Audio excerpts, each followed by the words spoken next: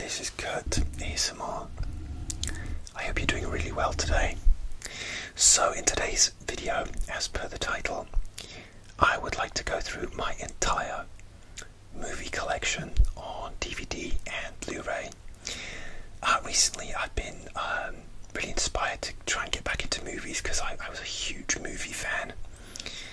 Like huge, and at one point I had a really big collection. It was something like 488 DVDs and Blu-rays, and in my old place I had shelves full of them. And as time went on, and I sort of rewatched certain ones, I had a big kind of cull which happened over the years, so I would slowly kind of curate my collection. And then a couple of years ago when I moved, and had a lot less space, and I'm looking to move again in at least the next couple of years. I actually put all my movie collection in storage because I didn't really have time to watch a lot of movies as well, because I had quite a lot going on. But recently I've really been like thinking, I'd like to like open up my movie collection. And I've done it before where I've just got out my storage box and gone like lucky dip, and I'll leave a link for those videos below if you want to watch those. But you may see the same movies in those as you do here, because this is going to be my whole movie collection, which totals, I believe it's 95 DVDs and Blu-rays, including those in a box set. So say you can see Back to the Future here, there's 3 of those movies, so that includes those 3 in this, well, I can't even put my fingers on it, in this collection. I put them in some sort of vague order, but it's very vague. It's kind of like, because I have quite an eclectic collection. So like I said, I'm a huge movie fan, and I've curated my collection to like absolute favourites, rare movies or indie movies that you can't get. I'm a huge fan of like American independent movies, because sometimes you'll find something like really quirky and really good that you didn't know existed. It's kind of like finding, you know, like a hidden treasure. We all like that, don't we? And yeah, just I've got some mainstream movies that I really love, and yeah, so you might, when you see my collection, you might think, oh my god, he's such a hipster. And to that I say, guilty. I studied film at university, and I wrote my dissertation on Japanese and Korean cinema. So I have quite a lot of Japanese and Korean movies, as well as French movies, because I'm learning French. And I just love like world cinema again, because you never know what you're going to get. So I don't have the biggest collection in the world, and I will, and you know, once I like get a bigger place, I probably will start collecting physical media again. And I've watched a lot of those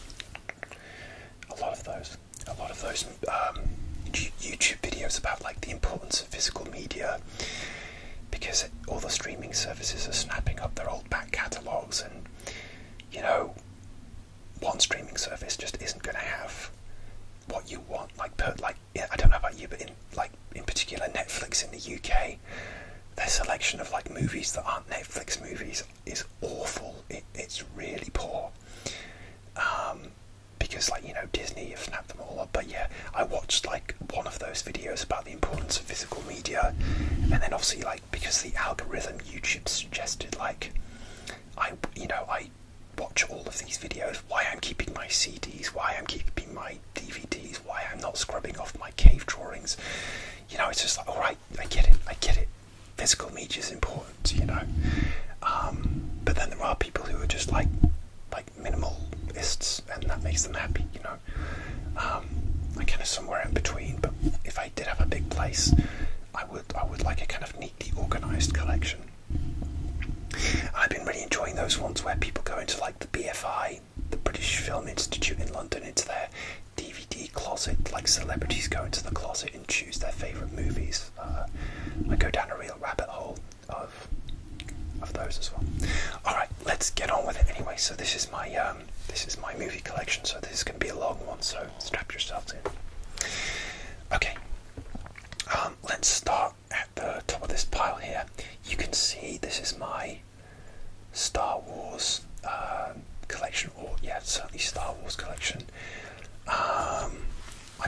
not in order, but let's go in order. In case you're like it messes with your OCD. I'm quite OCD about organisation. When I actually did in my old place, I did a DVD movie collection in my old place on my shelves, and I did it in alphabetical order. And yeah, next time I might try in order of like genre, like a lot of people do. So let's mix this up. So we've got the Star Wars: The Phantom Menace. So these are the DVDs. I can't remember what year these are from. I've got a feeling they're from like 2006. The Phantom Menace. I'm old enough to have seen this in the movie theatre. I probably saw it twice because I am still a huge Star Wars fan. And then when it came out on, even like, this is how old I am, I even had it on VHS, and I would watch the VHS as like a comfort watch when I would get home from work. But as the years have gone, I don't know if I like it less and less. I like bits of it, but it leaves me sort of a little bit unsatisfied and disappointed. But this is a 2-disc set. I'm sorry, there might be some clicks while I open the DVDs. This is a 2-disc set, and it has this really cool Darth Maul DVD, and then this is the extras. I'm scared to spin this round in case I scratch it, but it should be okay. Let me just bring that close. So it's got a cool picture of the 3-way fight between Obi-Wan, Qui-Gon and Darth Maul. So the actual double disc flap just like banged down really loudly. So there's a cut. Alright, next, Attack of the Clones. This is another 2-disc set. Now this one, this is interesting because this might be like the one I've watched the most aside from the 1977 Star Wars, which is my favourite film of all time, which I didn't see in the cinema. I wasn't even born then. But this one, over the years, this became my comfort watch when I couldn't sleep. I don't know if I got ASMR from it, but I really like this film. Yeah, it has some cheesy romantic bits between Padme and Anakin, but I think it just rattles along. There's chases, there's a big battle at the end. It's just a fun watch, and I think this is going to be controversial, this might be my favourite of the prequel trilogy. Anybody else? I don't think anybody else feels this way, but I just think it's really good, and maybe putting on a movie to help you sleep isn't high praise, but I just find it really comforting and easy to watch, and I'm grateful to George Lucas for this. Yeah, I think. Let's take a look at the inside of this one. See, a lot of these I haven't opened for years and years.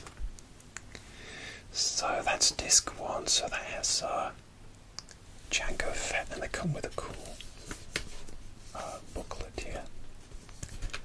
And then I have to be careful this doesn't bang out, and then you've got the extra discs. There's Mace Windu and Obi-Wan. Okay, let's Attack of the Clones, or AOTC, my comfort movie. Okay, Revenge of the Sith. This is a lot of people's favourite of the prequels. I really I like this one too, but it's not my favourite. As I say, the second one is my favourite. So there it is. This is again the DVD with 2-disc special features.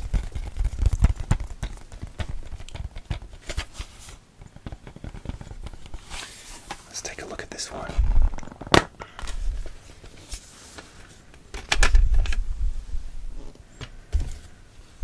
So again, that's Revenge of the Sith. Get a cool booklet, and again you get the extras as well. And I probably have like devoured a lot of the extras as well, because I do like listening to like commentaries and documentaries and stuff like that. So, okay. Next up, we've got. This is the only one of the Skywalker saga that I own, The Force Awakens. So this is in a slipcover case. So when the movie was released on DVD and Blu-ray, you could either get a light side or a dark side. I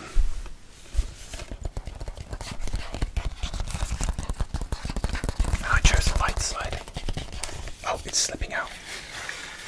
And there you go, there's the like the classic poster for The Force Awakens, which I really, really enjoyed. I remember that year it came out was a difficult year for me, and I think I must have seen this movie maybe 3 or 4 times, because I found it really comforting and just a way to escape the kind of horrible time I was going through, very lonely time.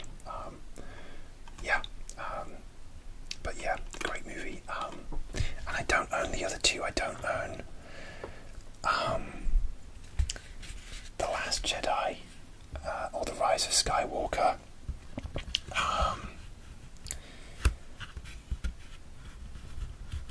I saw them both at the movie theatre. But yeah, I'm not a big fan of those two. They're fine. They're fine. I don't hate them. Hate's a strong word. We need less hate in the world.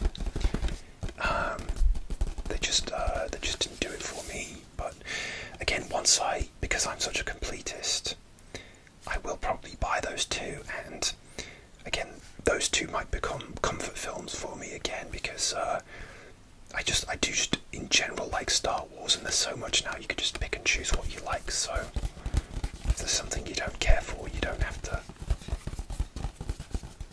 get angry about it, you know.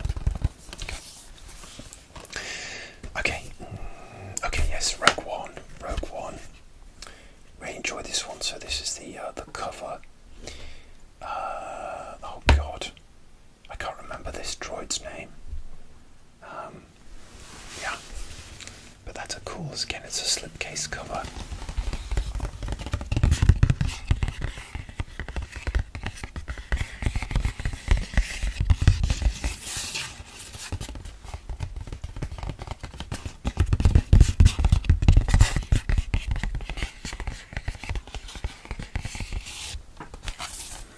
That's the back. I really enjoyed this movie, and then slips out like that. And there's the cover, Rogue One.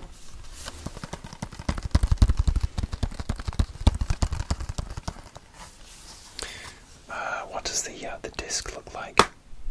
Oh, it's a 2-disc one. So again, it's one that has like making of stuff. Oh, that was so cool. I love that picture there. It's really cool. It's yeah. Is it Gareth Edwards? Yes, Gareth Edwards directing. Yeah. Felicity Jones. Yeah. So cool. I need to revisit that one actually. I haven't revisited it for a long time.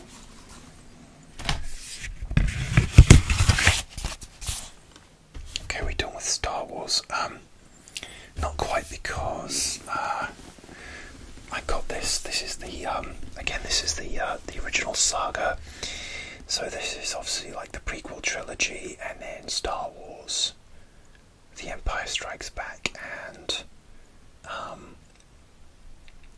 Return of the Jedi, which I do have on DVD somewhere as well. So that counts towards my movie count, even though it's a duplicate. So this was the box set that came out. I can't remember when this came out. I want to say 2012 or something like that, quite a long time ago. And this has like lots of other extras on there. It's a beautiful box set actually.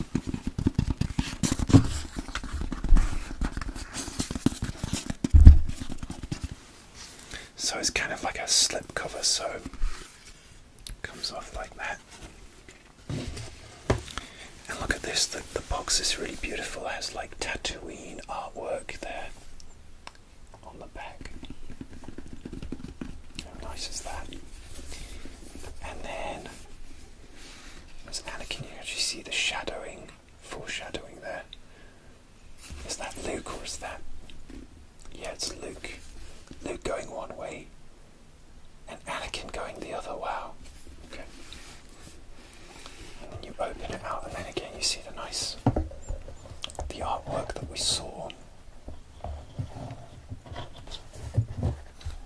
the back there. And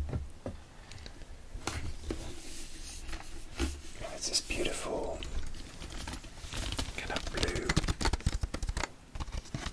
slipcase. It's like that.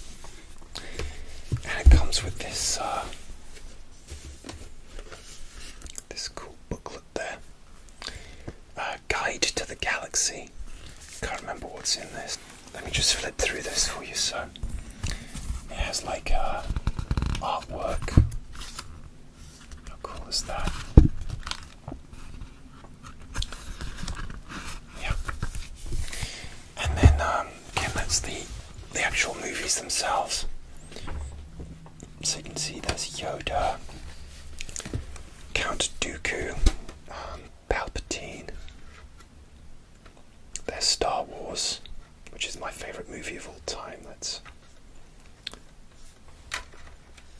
Obi-Wan Kenobi. Sorry, Alec, let me just spin you around. Okay. Sorry, there you go. Okay. Chewbacca. Oh, this isn't making you dizzy. The Empire Strikes Back. And Return of the Jedi as well, which I love. There's Darth Vader. And then we have, I'm guessing this is the Phantom Menace. So there's 3PO. Oh, wait a minute, this is completely wrong. Well, I think this is bonus discs. Oh yeah, this is bonus discs. Sorry, I'm getting completely lost. It's because I'm trying to stare at the camera at the same time. Bonus discs. Bonus disc says R2D2. And then so yeah, it's a beautiful set.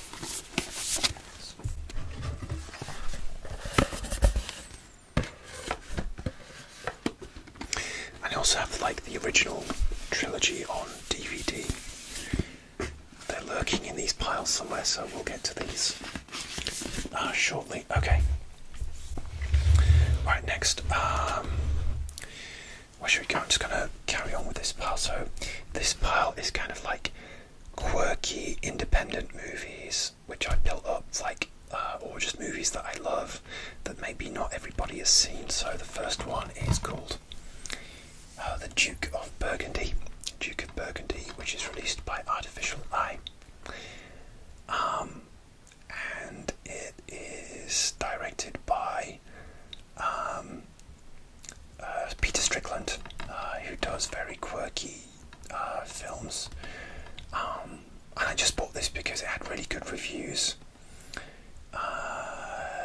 It is hard to describe. It's almost like a thriller stroke love story. I don't know, maybe I've watched it once or twice, but I found it so strange and kind of unsettling that it obviously stayed in my collection. So I'm going to read the thing for you. Cynthia is an okay.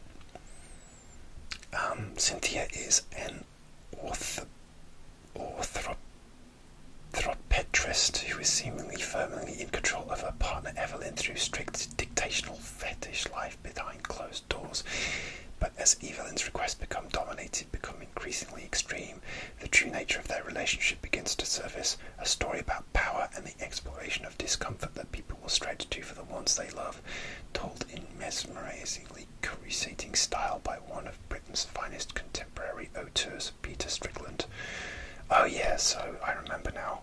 I haven't watched it in a while. It's kind of like about power and control, and yeah. So yeah, the balance of power, very good. Recommend it. Okay, I don't know where I'm going to put these. I'm going to put these aside.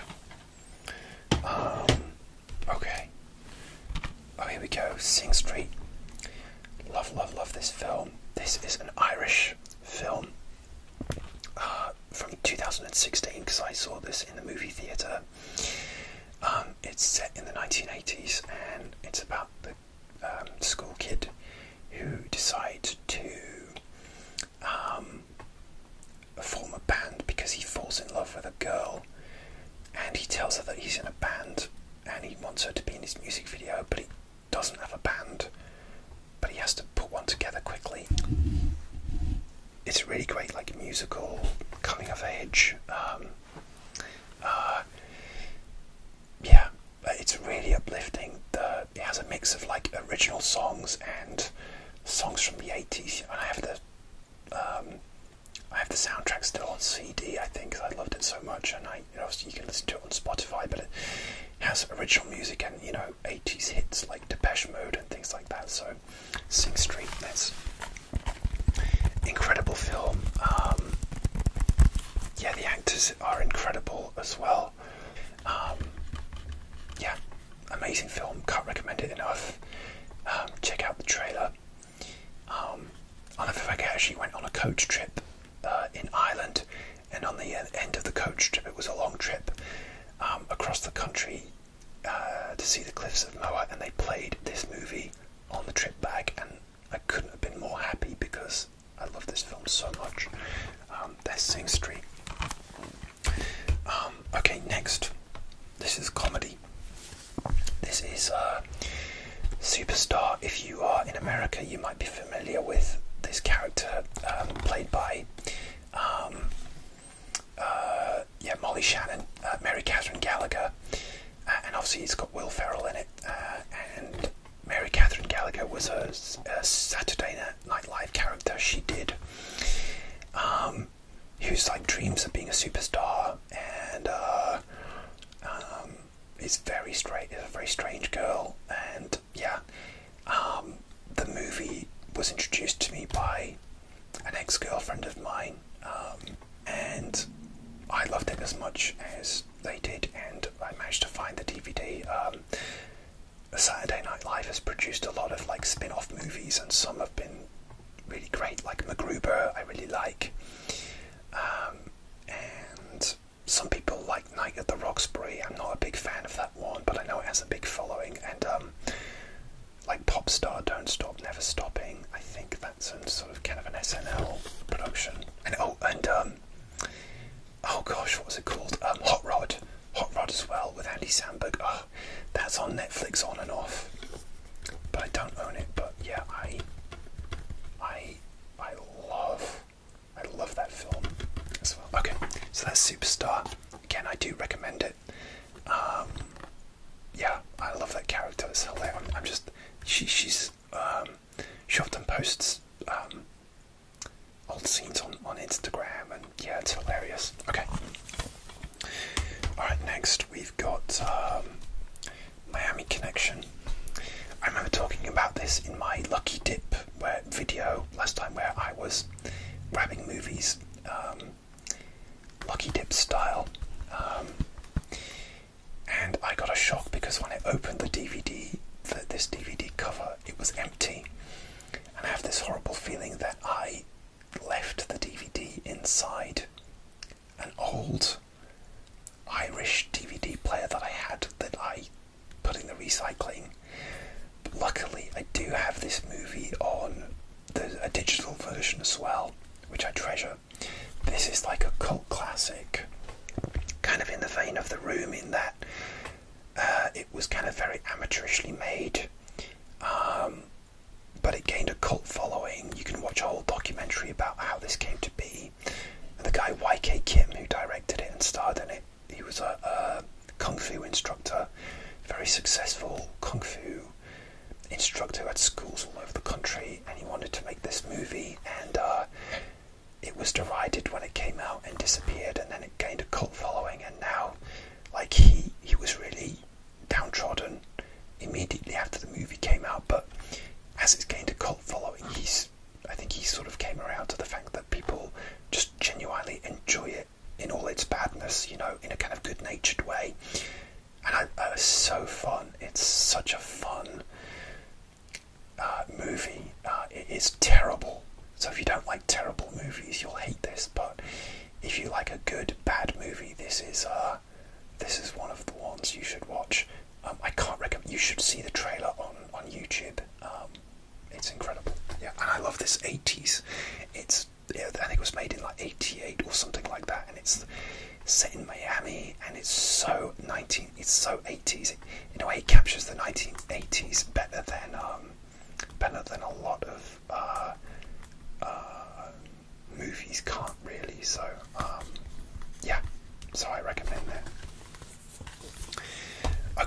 next. Okay, this is interesting. This is Love Is All You Need. This is a romantic comedy, very interesting because it's a kind of like a Danish-American co-production. Pierce Brosnan and the Danish actress is Trine Dyrholm. I'm sorry if I'm butchering that pronunciation. It's getting quite reflective. It's actually getting dark here, so it will be dark by the time I finish this this collection. This I saw in the movie theatre when I kind of used to have the time to go every week. I just used to go and see what was on. And this was, I think it's 2013. This was just as one of those, like, just, wow, this was a surprise. I love this. It's like a kind of like I won't be surprised if this hasn't been like remade by Hollywood, but and the plot is Ida is in the mood to celebrate after finishing a course of treatment for breast cancer, and with her daughter's Italian wedding to look forward to, things are looking up. However, when she arrives home from the hospital to find her husband doing some celebrating of his own with a much younger woman, Ida's world comes tumbling down. Arriving solo in Sorrento for the wedding, Ida is determined to put on a brave face and refuses to let even the initially brusque manner of the groom's father, Philip Pierce Brosnan, put her off. But as the wedding celebrations gather pace, all involved, including the supposedly happy couple, are faced with the realization that the spirit of Italy is offering them a chance for a new beginning, one that Ida and Philip ultimately grasp with both hands. So it's like a romantic comedy. You could probably guess where it's going, but it's so well done. It's probably one of the best rom-coms I've ever seen. And yeah, I wouldn't be surprised if they've tried to remake it, but well worth seeking out or streaming. I got a feeling this would be like an Amazon Prime type release. Beautiful film. Love Pierce Brosnan. Yeah, he's one of my favourite actors. Loved him as James Bond.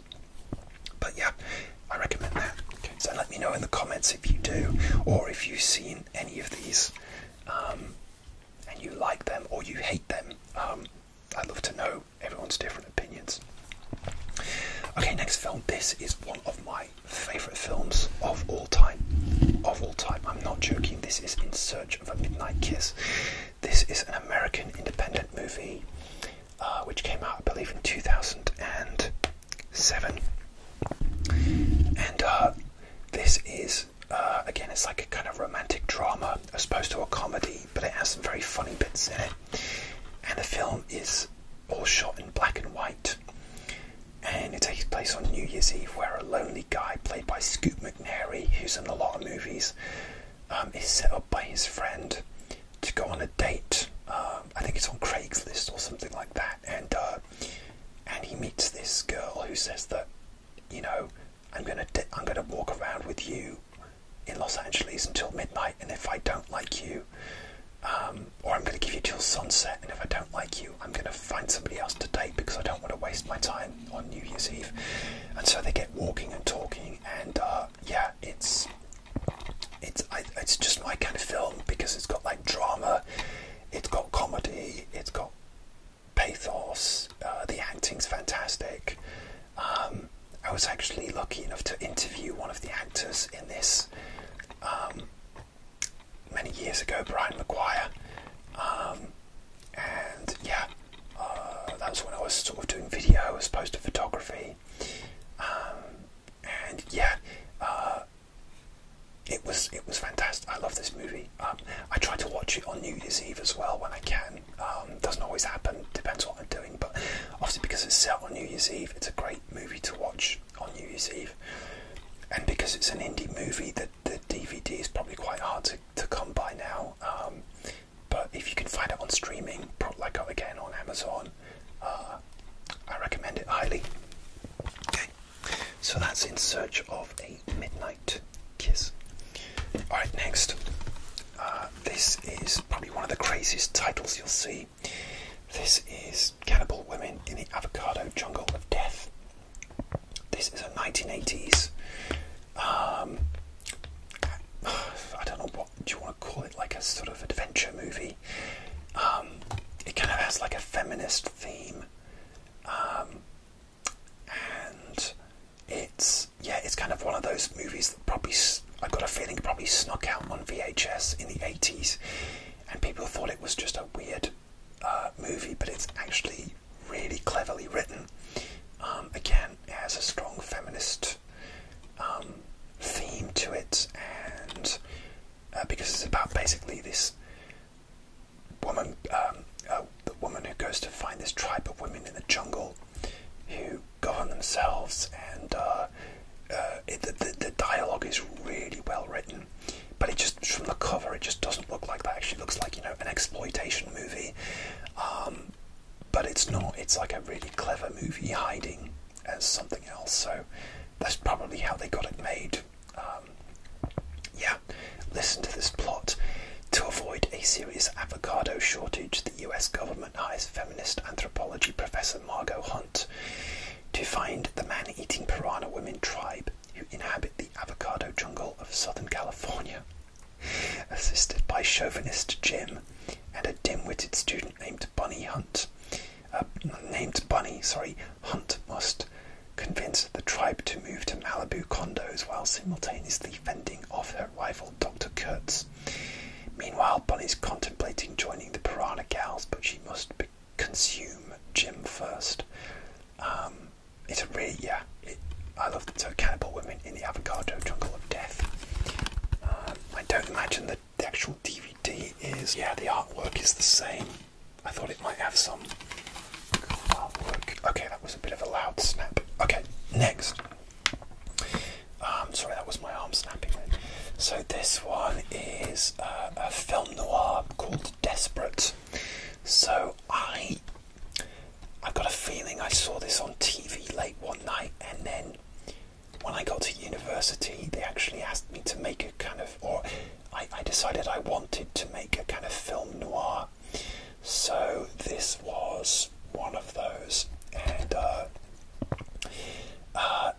it's usually like a guy he's probably witnessed something that he shouldn't, and then the criminals that were up to no good are now after him. That's pretty much it, and he's desperate to get away. There's some great film noir tropes in here. I don't know, I think I just saw it on TV one night, and I was desperate to find a copy of this, and many years ago I found this version, which is, I believe that it's a Portuguese DVD, so I think we can still, European DVDs basically will work in the UK, but this is a Portuguese version, and I'm so glad I own it, because I guess it's quite rare. I haven't actually watched it for a while, but I borrowed a lot of this, the kind of quirks from the movie. There's a bit where a guy knocks an overhead light, and it's swinging, and it's making the bad guy's face light and dark and light and dark. So I think I stole that from my student film, but no one's seems like no one's seen this, so hey, what can you do?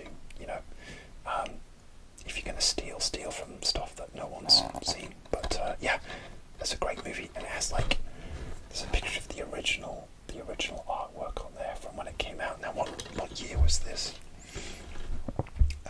1947. So that's a long time ago. I love film noir. I have a few film noirs, I think, on DVD. Next, okay.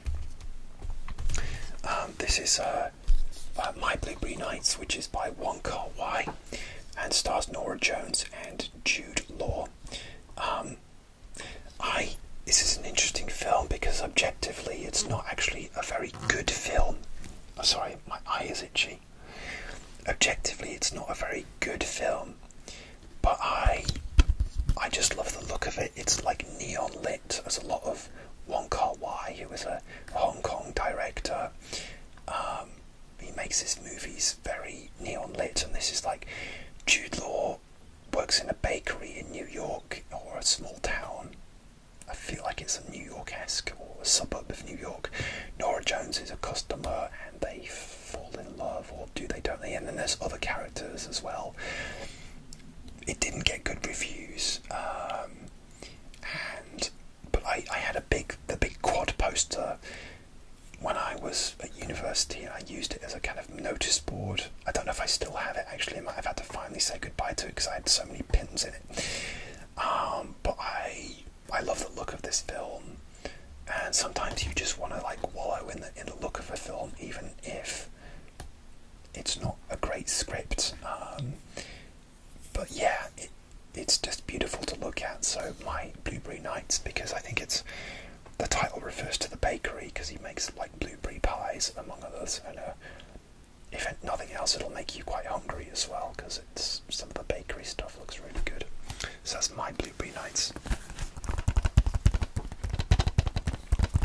Hello everyone. So you may have noticed the lighting changed. It actually got dark, and I had to go and grab something to eat and take care of a few things. So Stranger Than Paradise. This is Jarmusch.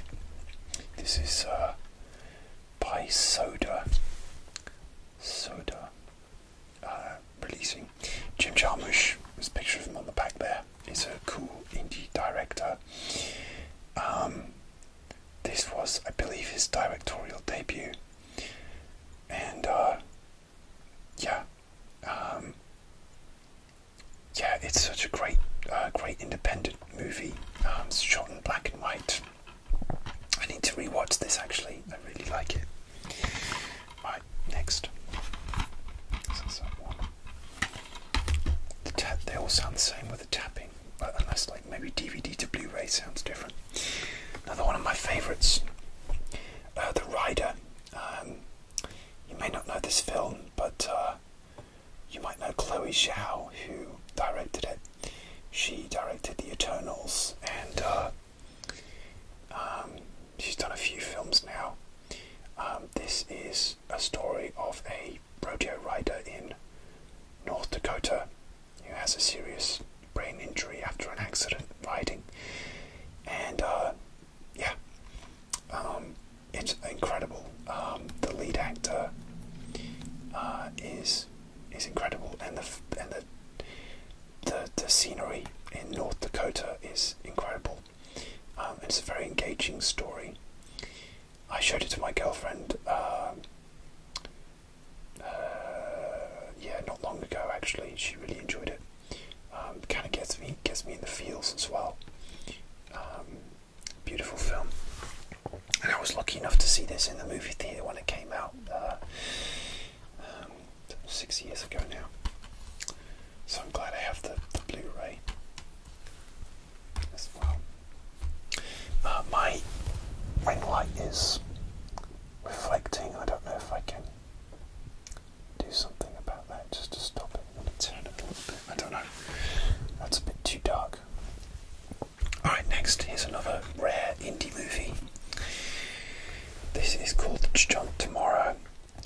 Now, this is annoying because this has a US title. Something called Love. It's got Love in the US title. But this is a kind of like a romantic comedy, essentially. About a Nigerian man who is due to get married, but he falls in love with a Spanish girl who's going to be married to an English man, and they both have to get to this wedding, and through some complication a French man ends up taking them there. So it's like a kind of multicultural road trip romantic comedy. Hardly anyone's heard of it. I wish I could remember the US title. Yeah, so I had to look that up, so it was driving me crazy, but the US title of this is Life, a User's Manual, which is a terrible title. It really is. Maybe that's why the movie didn't do any business, because I don't think it was a bit of a hit, but it's such a good movie. This was on an old housemate of mine's shelf, and he actually gave it to me as a sort of going to university gift. And then he didn't realise that it was quite a hard film to find, an expensive film to find, so I gave it back to him, and I went on my own little online hunt to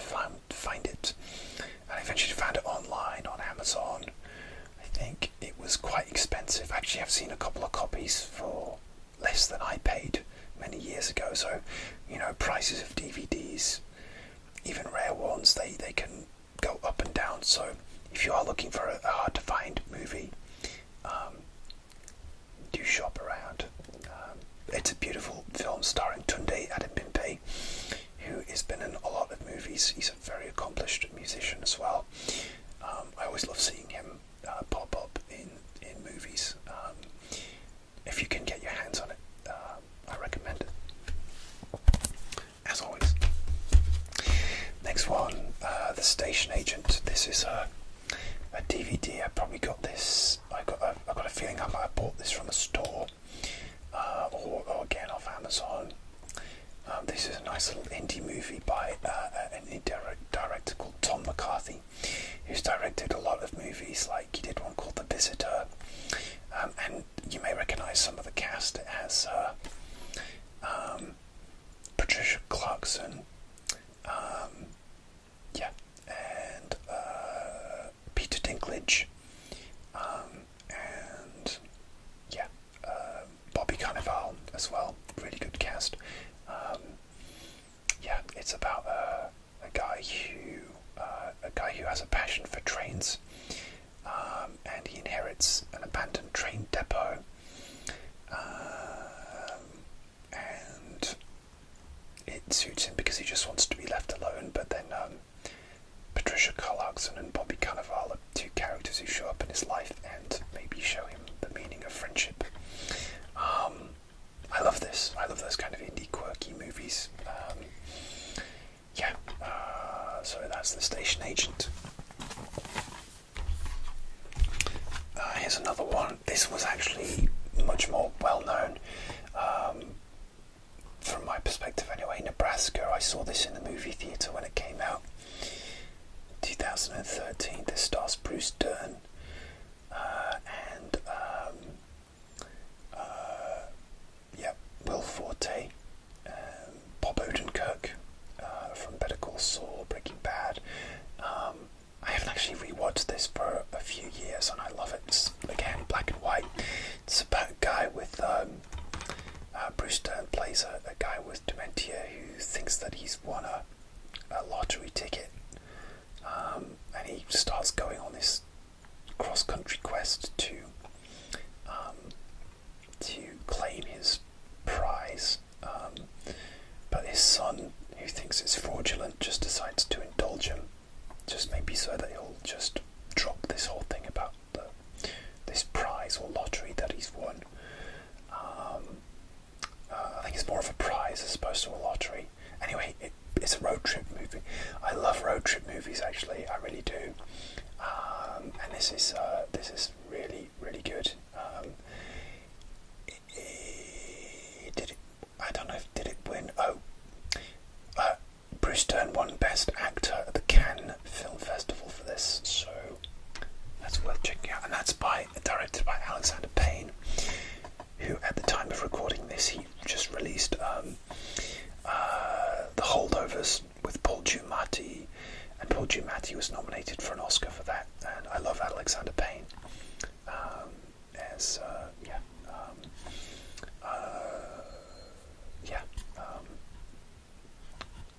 great director. He did The Descendants, which I might own.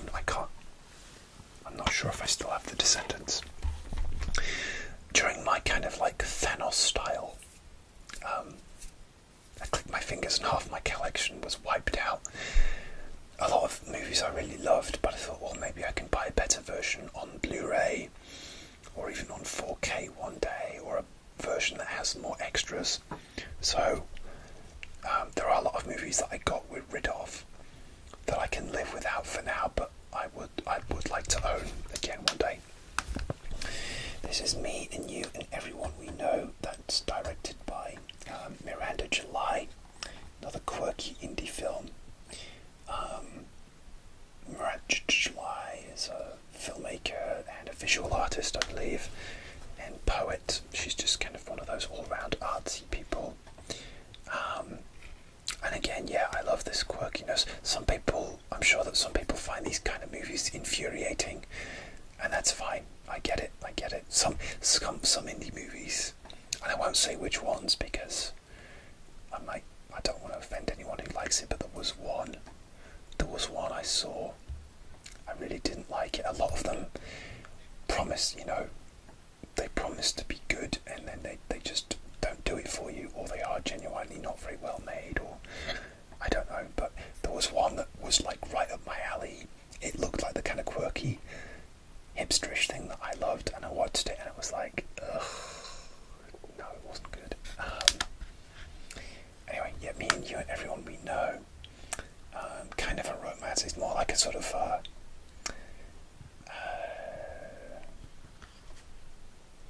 don't know. It's a kind of, it's one of those anthologies where you're following different people's different lives, and they're vaguely intertwined, but not quite.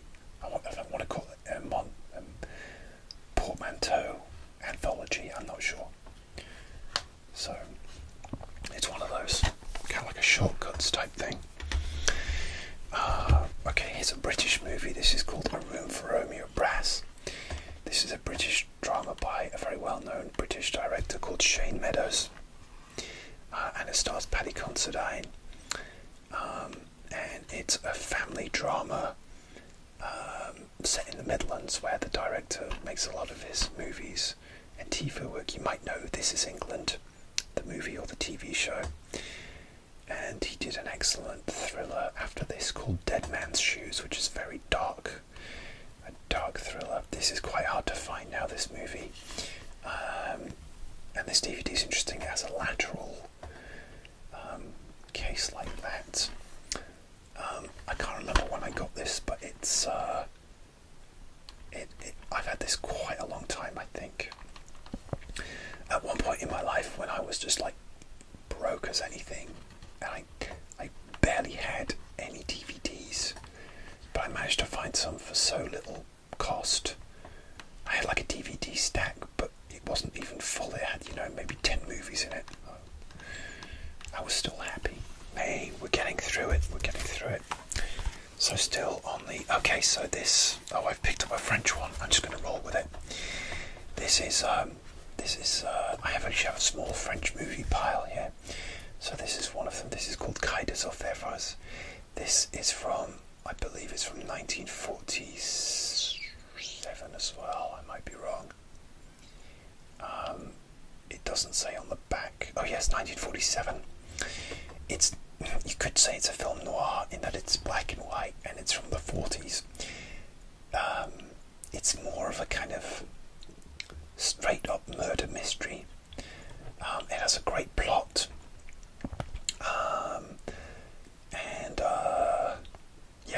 It's a great plot. It's like a murder mystery, and the guy who plays the detective who has to investigate it, it's really cool. It's a really great French movie. I believe I saw this at university. My university had a copy, and I bought this fairly recently, actually. I was trying to save money, so I didn't buy the Blu-ray, because I think the Blu-ray was a little bit more... Sorry, I think I just spat at you then. Okay. That's that one. Okay, let's just finish my American indie movie pile. This one's called Permanent Vacation. Oh gosh, I haven't seen this one for ages. I barely remember what happens in this. This actually came from like a set of 3 Jim Jarmusch films that I had. And there was one called Down by Law, which I didn't keep. I wasn't as big a fan of that one, but let's read the plot, because I don't know. That's what it looks like. I must see blah blah blah. Okay, set in downtown Manhattan, Jim Jarmusch's debut feature. Oh, this is his first movie. Okay. Oh, I thought Permanent Vacation was. Okay, alright then. Well, there you go. Set in downtown Manhattan, Jim Jarmusch's debut feature captured a moment in the cultural history of the then decaying New York, and the attention of audiences and critics alike. 2.5 days set in the life of Aloysius Parker, a young wanderer with no home, no school, no job. Ali drifts into and out of strange encounters with other misfits, all of them exiles from the daily working world, always moving, always keeping just ahead of whatever it is that seems to be chasing him, merging recreated experiences with imagined ones. Jarmusch places the camera somewhere in the netherworld between documentary and theatrical. Cool. I need to rewatch this because I barely remember what happens. I do. You might have heard of Patterson. That's one of his most recent ones. I loved Patterson, and that starred Adam Driver as a bus driver in New Jersey, and that was a great movie. He also did one called Broken Flowers with Bill Murray, and I like that movie. I used to own it up to a point, but I got rid of it because I didn't like the ending. I don't want to spoil it, but I didn't like it. Yeah, some ending, Jim Jarmusch often has like endings which are ambiguous, and sometimes that's great and sometimes that's annoying. That's all I'll say. That's just my opinion. Anyways. Alright, next, here's a strange one. This is, well, if you've heard of South Park, you'll know who this is. This is one of the early features from the creators of South Park. So, Trey Parker and Matt Stone, and they made this called Cannibal the Musical. It's just like a super low budget film about gold prospectors who end up eating each other, and it's really gory and bloody. It's very, very funny. There's a very funny song called Let's Build a Snowman, which comes at the most inappropriate time for anybody to sing a song about building a snowman, let's say, and it's hilarious. It's really funny. I need to rewatch this one as well. I guess this is one of the ones that maybe put them on the map.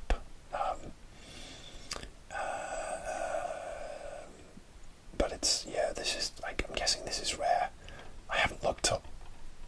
I'm not going to sell this, so I'm not going to look up how valuable this is unless it's DVD. DVDs don't last, eventually they might deteriorate, so some of the older ones I had to throw away because they stopped working. But hopefully this still works. Very funny. Probably on streaming as well. But hey, physical media. Okay, here's another great one.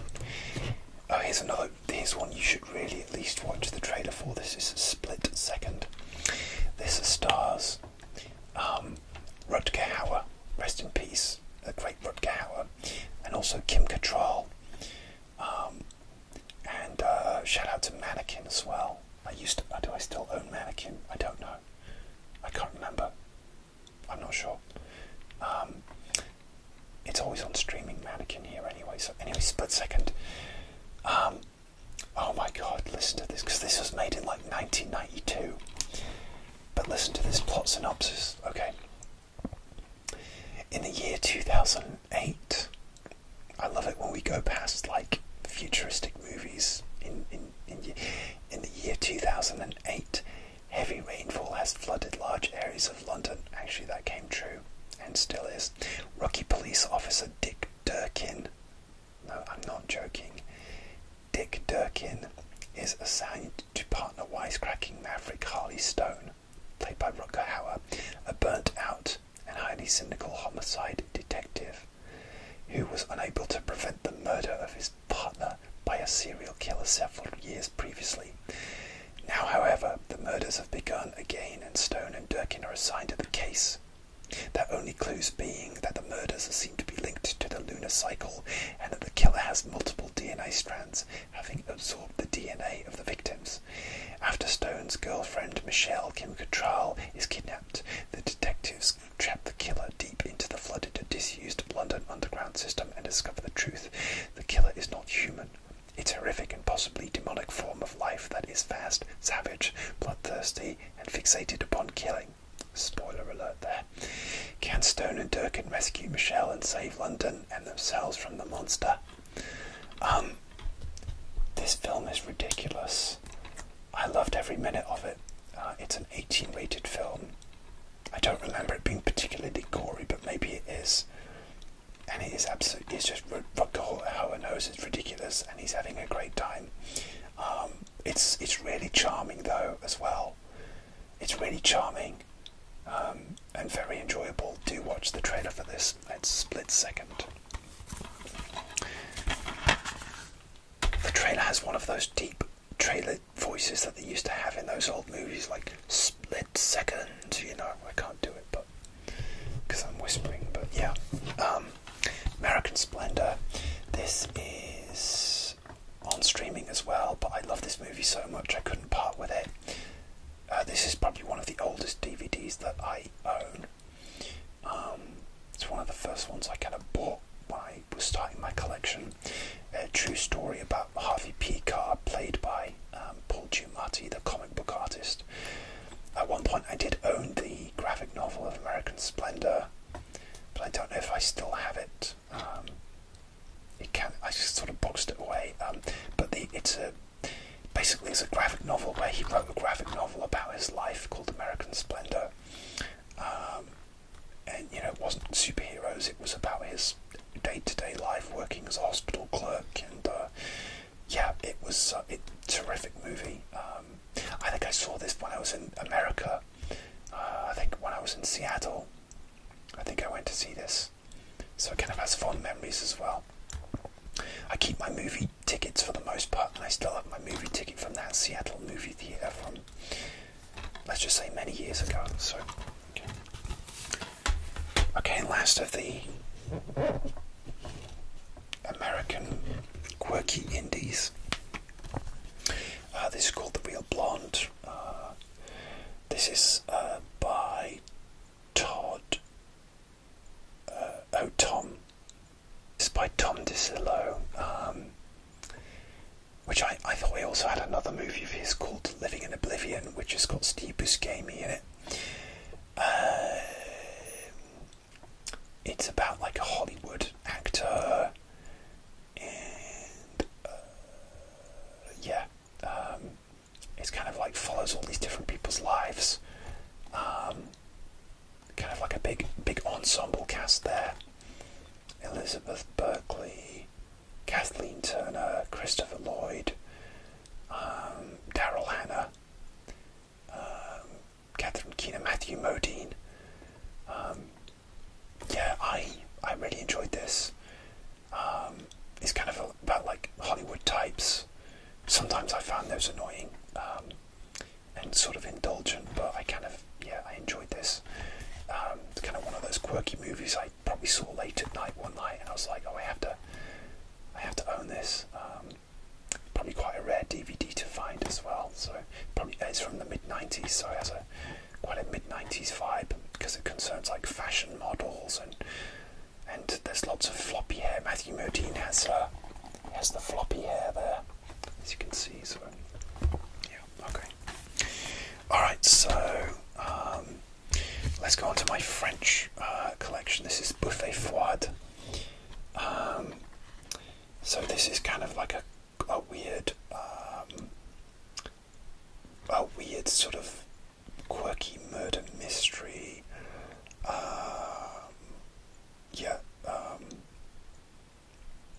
It's kind of like one of those alienating, quirky movies. It starts off with a murder, and all these, like, the way the characters react isn't quite right. It's very strange. A stylish nocturnal blend of Buñuelian satire and crime thriller, Buffet Froide brilliantly skewers an alienating, dehumanizing effects of urban life and passes comment on the supposedly civilized society. But the film as a whole I really enjoy it. It has some beautiful shots in it, and it's really good. One of those weird ones I kind of saw at university as well. So the thing was, like, I'm a person who kind of gets obsessed with things. I don't know if some of you guys are the same, but So when I was at university and I had a library card, I could access the movies afterwards as well, and I would like consume these movies night after night. And the thing was, I was consuming so much that there were some which would be like stone cold classics, which apparently you have to have seen. But because I was like eating so much movies, I think a lot of them, these classics, would go in one ear and out the other, and I wasn't really paying attention, or so there are these weird ones which stuck with me, which no one's heard of, and then absolute classics. Like, I don't know if you've heard of Jules et Jim. It's a classic French movie, Jules et Jim. I know I saw it. I know I did.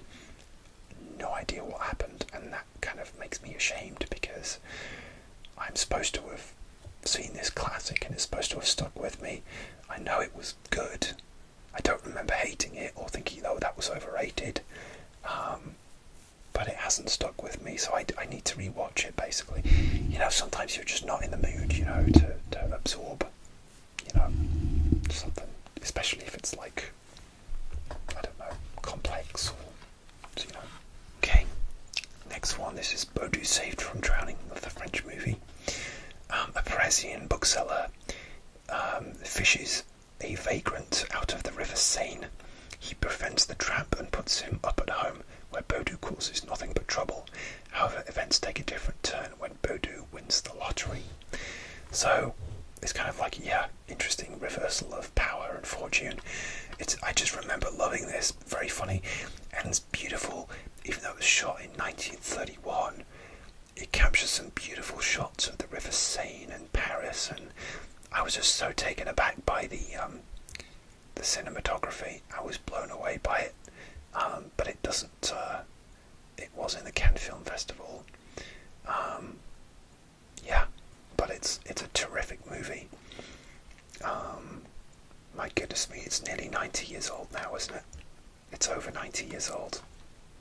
It's late. It's really late. It's like nearly 1 in the morning. I love this. Yeah, recommend it. Need to rewatch this soon as well. Okay. This pile is getting dangerously high. It's teetering. Okay, with more French stuff. So, Viva Safi. This is a BFI DVD release. This is by Jean-Luc Godard, and it stars Anna Karenina, whom he was married to as well. I love this movie. I remember it has some great shots in it, especially in like a really high up restaurant where you're looking down at Paris. It was one of those shots. Sometimes it will be like shots that I'm like, oh, I have to buy this because I have to experience the beautiful cinematography. It's quite a dark film. It's Anna Karenina plays Nina, a young Parisian who turns to prostitution after becoming disillusioned by poverty and her failing marriage.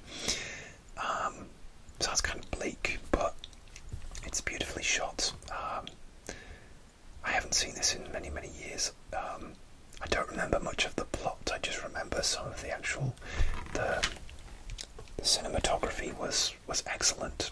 So that's Viva Safi, Jean-Luc Godard. He's obviously like one of the most important figures in the French New Wave. His most famous one is Breathless, or A Bout de Souffle. Big influence on Tarantino, and here's another French thriller with Daniel Auteuil, Gerard Depardieu, Valeria Golino. It's called 36. This is a cop thriller about two rival cops who are told that if whoever is first of these two to catch a violent gang of bank robbers, they will get a promotion, and they go to really dark lengths to sort of get an edge on finding this gang. and they sort of go to the other side of the law. It's really thrilling. It's very bleak. And because it's hard to tell who's good and who's bad. Nobody's really good and nobody's really bad. Although, well, yeah, Gerard Depardieu's kind of an asshole as his character in this movie. It's very bleak, but it's so kinetic, and the action is incredible. If you like cops and robbers movies, I recommend this. This is where my Star Wars movies were hiding, so I won't spend too long on these. I've got A New Hope there. What does this look like? Okay, so that's one where it was like Star Wars, and then it had the original Star Wars without the George Lucas's CGI special bits, but in a kind of unremastered version. So, yeah.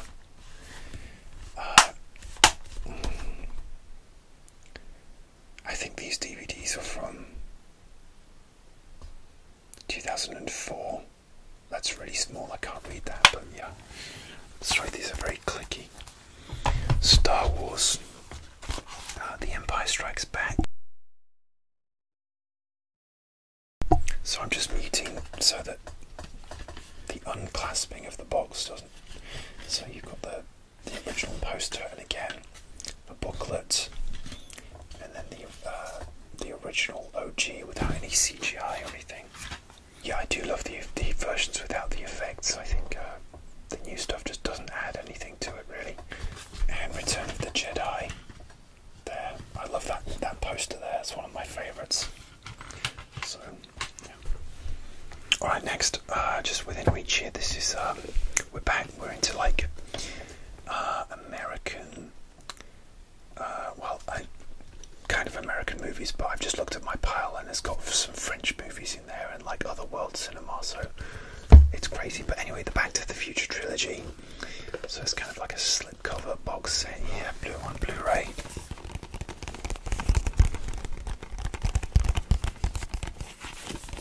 I love this. Yeah, I love the trilogy.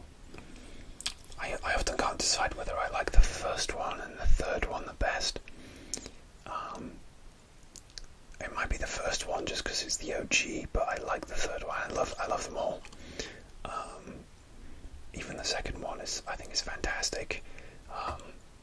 But the third one kind of got me in the feels because it was like the end of the trilogy and it got me emotional.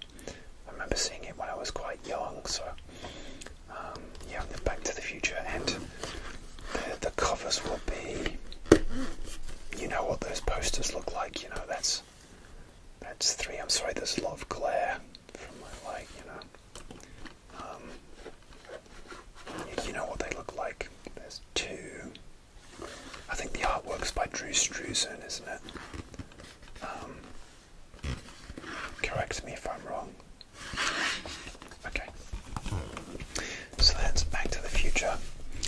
Next, this hasn't even been taken out of the cellophane, because I bought this fairly recently because I had this is Taxi. This is a French car chase thriller. Somebody American remade this with Queen Latifah and not Jimmy Kimmel, another guy from SNL, and it was terrible. But this is the OG from 1998. This has Marion Cotillard in it, actually, about a taxi driver who gets roped in by the cops to stop some bank robbers. It was a big hit. It was kind of a big crossover hit, and that's, I guess, why they did the remake a few years later. But yeah, the thing about these movies is that you'll see I own all. Well, there's 5. I think there's 5 now. I own 4 of them, and they get increasingly worse, unfortunately. But the thing about this is I just love the scenery in Marseille. I'd never been to Marseille, but these movies alone make me want to go there. You know, because it's just the sunny streets, and it just makes me kind of almost feel like I'm on holiday. But this is a great car chase movie, really, really action packed. So I bought this recently. hasn't even been taken out of the cellophane, and I've never played it, although I know, you know, I've seen this many, many times. Okay, then you've got Taxi 2. This is where they start to get a little bit sillier. Yeah, it gets a little bit sillier here, and but still, you know, the other thing is they have excellent hip-hop soundtracks as well, so like French hip-hop, if you like that, they have great soundtracks.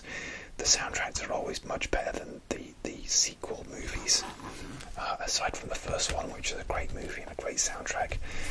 And that you can see they get more and more outlandish. They go in the snow, and it's not a great finale in the snow. It's very underwhelming. Maybe they ran out of money or something, but again, good soundtrack. And 4, which is again, a car does not go flying into the middle of a stadium, as far as I know.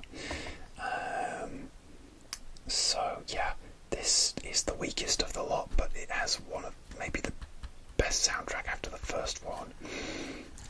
So yeah, I will watch these, because it's kind of like the Star Wars thing, where even if I don't like the individual movies, I just like to hang out with those characters and hang out in that world as well. So, and they did make a Taxi 5, which I haven't seen, but I have seen the trailer, and again, it has a good soundtrack, but from the reviews I could see, it was like really poor, like lowest common denominator humor, offensive, you know, like laughing at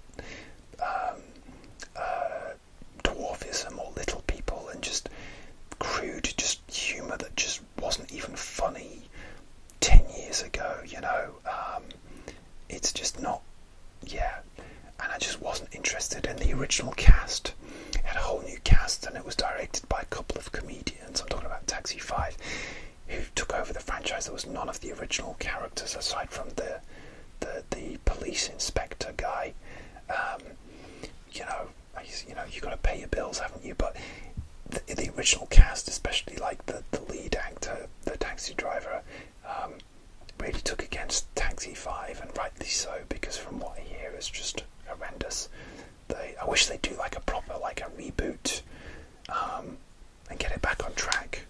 I'd make that. My French is still not great, but I could probably do better than Taxi 5. Anybody could. You could make a better film than that on your phone. Don't doubt it. Right, okay, so this is interesting. We're into superhero films now. I don't have that many. I love the Marvel movies. I had Disney Plus. I don't anymore, just because I found out didn't have time to watch much stuff that was on there. But this is one of my absolute favourite superhero movies. This is Captain America: Civil War. This is in a nice, like a slip cover there. Oh, that's interesting. Downey Jr. and Chris Evans swap there. I love this movie so much. I saw it, I believe, 6 times in the theatres because I loved it so much. The airport scene is incredible, and yeah, it was just so kinetic, and I love it. I know a lot of people love The Winter Soldier. I love that movie too, but this one I just thought was fantastic. Oh, it was so good. Civil War, yeah, on Blu-ray as well. And I have Captain America: The Winter Soldier, which I love. You all know that one. Batman Returns. So this is the Tim Burton Batman Returns. This is a very divisive film. A lot of people can't stand this movie. I love it. I grew up with this movie. Again, it was one that I had on VHS back in the day, and I just love the gothic look. It kind of works as a Christmas movie as well, because it's set at Christmas, although I think it probably came out in the summer. It was like a summer blockbuster, I think. And I love this. This DVD is promoting Aquaman, another DC movie, December 14th. Oh gosh, I tried to watch Aquaman on a flight back from the USA. What year did Aquaman? I want to say 2019. And I was enjoying it, but I was so tired that I fell asleep. So not a knock on Aquaman. I think it's like one of those movies that's just fine nonsense. I like Jason Momoa, but I need to finish watching that because I fell asleep on the plane and I haven't had a chance to rewatch it. But yeah, Batman Returns, Michelle Pfeiffer, Danny DeVito, Michael Keaton. What more can you say? Great cast. Black Panther. Rest in peace, Chadwick Boseman. This is another one of maybe my second favourite Marvel movie. When this first came out, I loved it. I loved the soundtrack. I loved just the energy. I loved the world that it created, and yeah, obviously Chadwick Boseman and the cast are just phenomenal. I thought it was terrific. It's another slipcover. It's slightly embossed, actually. The Black Panther. The DVD there, slightly embossed. It's hard to. There you go. It's like his power suit, isn't it? I like that. Yeah, I love Black Panther so much. I need to re-listen to that soundtrack because I haven't listened to it for a while. I had it on CD, and then I had a crappy old car, and the CD got stuck in there. And in my stupid attempt to try and like ply it out, I just basically destroyed the CD. And then the car got scrapped not long after because it was old and crappy. Avengers Endgame. I thought I owned Infinity War, but I can't see it. I'm sure it's kicking around somewhere. Endgame. Amazing. It's the same slipcover. I love the music to this, the Alan Silvestri music. Oh wow, look, £15. I still $15.99 for this Blu-ray. Wow. Okay, still has the price on it. I probably bought this. If it came out in 2019, I probably bought this not long after it was released.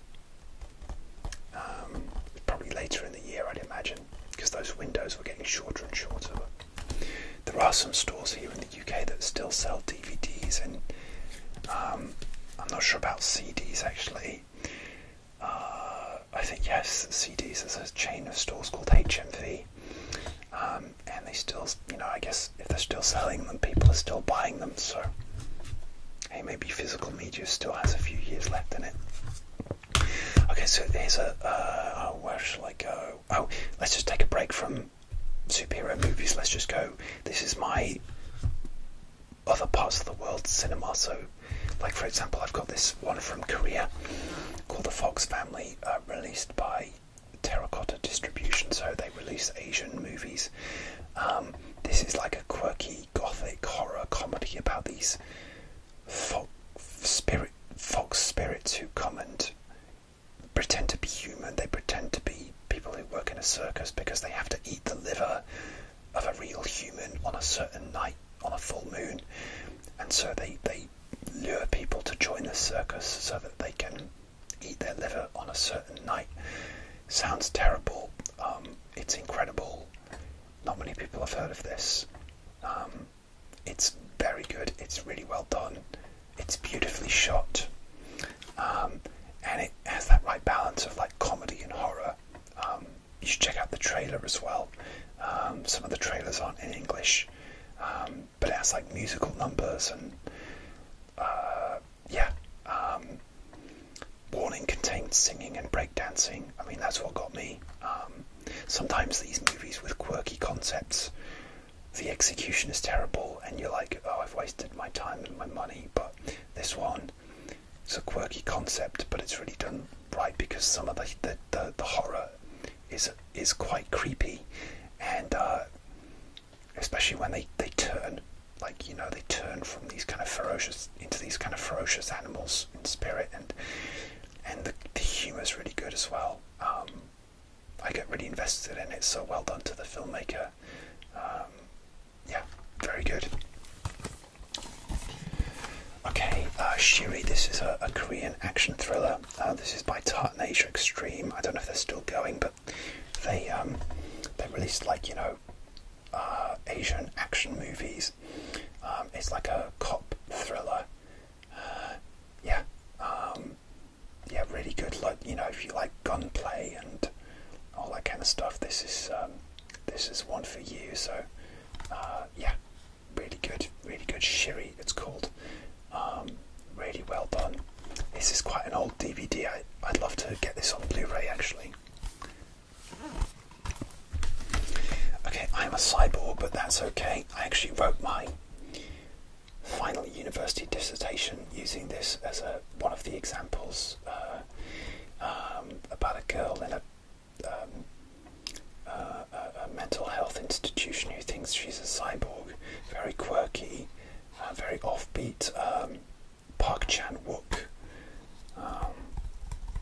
who's directed lots of different lots of different movies,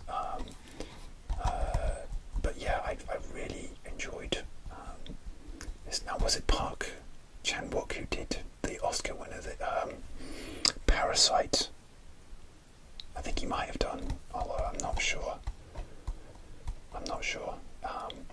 But it's a very good film. Again, one I haven't rewatched for a while. The thing is with this, I studied it so much writing my dissertation. You know, you kind of get sick of it after a while because you're writing about it so intensely. But I kept it, you know, obviously because I have that sort of fond memory connection with it. So yeah, that's that one. Here's another fond memory of mine. This was the first Bollywood movie I ever saw.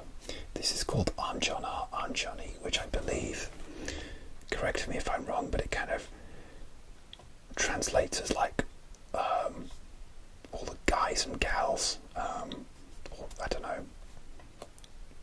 Yeah, it's kind of like slang for like, you know, dudes and chicks, or I don't know. It's kind of like a slang word for that. I can't think of anything more correct or whatever, but yeah, it's got Priyanka Chopra, who this is kind of like just before she blew up, and Ranbir Kapoor, who is married to another really big Bollywood star. I can't remember her name. This blew me away because I went to see this in like a double bill. I saw one movie, a British movie called Tamara Drew, which I did not like at all.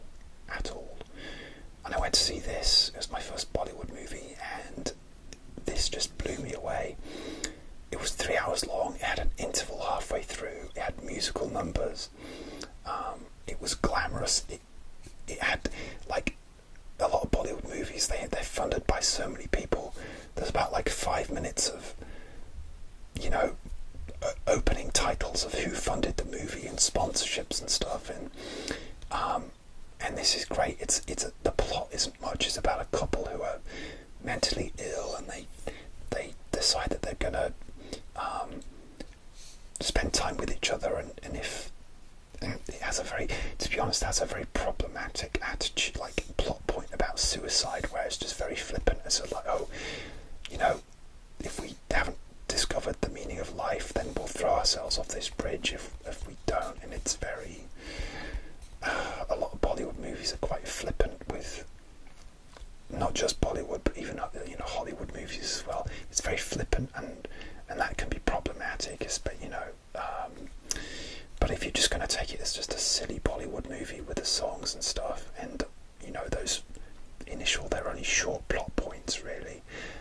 It's essentially a romantic comedy road movie. And the music, I know it's still played on a lot of, like, BBC Asian Network plays the soundtrack. I can't remember the name of the soundtrack. No, who's the music? Vishal Shekhar. I'm sure he's very well known. I'm not sure what else he's done, but this kicked off a real interest in Bollywood movies for me, so I'll always have a soft spot in my heart for this movie. And it's interesting because you have to sort of get it out of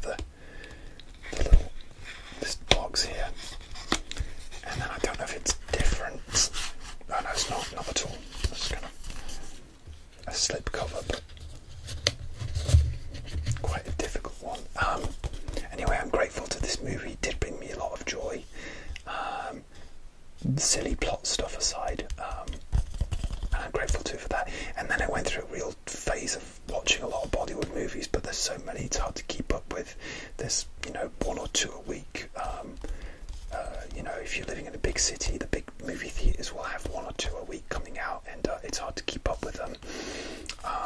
And occasionally get a smash hit that everyone's seeing, and but it did kick off my interest in Bollywood movies. Okay. Next, Chungking Express. I actually just recently listened to a podcast episode, Unspooled, with Paul Shear and Amy Nicholson about this.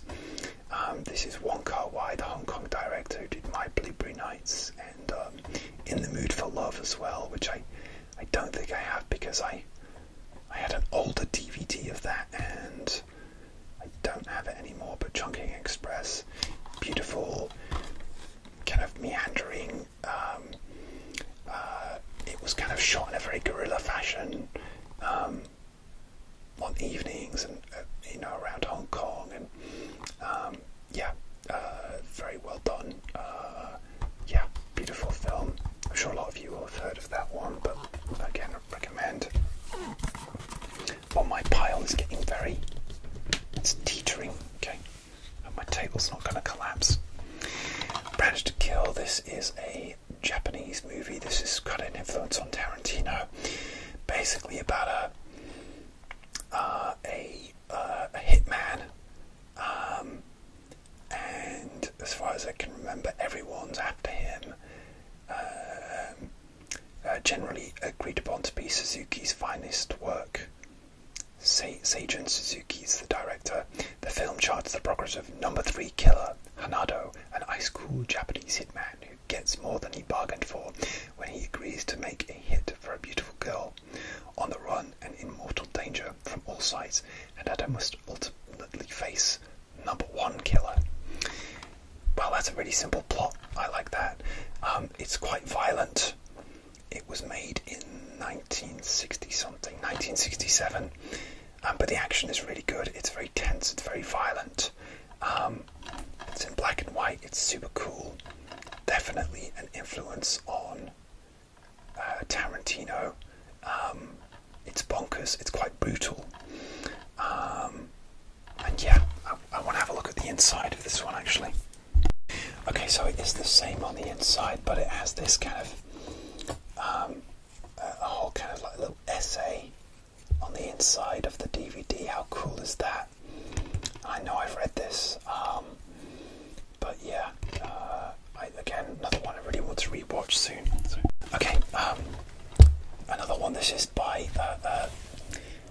a distributor called Third Window Films. This is Kakera, A Piece of Our Lives. I'm going to turn my light away a little bit because it is getting a bit reflective. Okay. Kakera, A Piece of Our Lives. Oh gosh, it's still reflecting. Okay. I don't think there's much I can do because they're just shiny cases. This is like a Japanese, like a drama, a manga adaptation. Okay. Adaptation of the manga Love Vibes. Love Vibes. Blah blah blah. Okay, so it's like a relationship drama, and it got lots of awards here. Kakera, A Piece of Our Life. I remember really enjoying it. It's definitely survived my Ruthless DVD cult. I only watched it once after buying it, but I guess I liked it enough to keep it in my collection, even though I don't remember much about it. So that's another one I really do need to rewatch because it's been too long. And this is another one, believe it or not, that I wrote about in my university dissertation. This is Robo Geisha. This is more like a kind of crazy splatter exploitation movie about these geishas who are robots, and they, you know, chop people up in various ways and get ready for the most unashamedly over-the-top and deliriously inventive cinematic experience of your life as the Japanese masters of movie mayhem achieve a brand new level of jaw-dropping craziness in caps. Okay, right, well, interesting. When one of these robo-geishas refuses to kill an innocent group of ex-employees, it's butt blades versus wig napalm and machine breasts and killer cleaver socks as the assassins take on the geishas in one of the most mind-bending movie battles of all time. It's kind of terrible,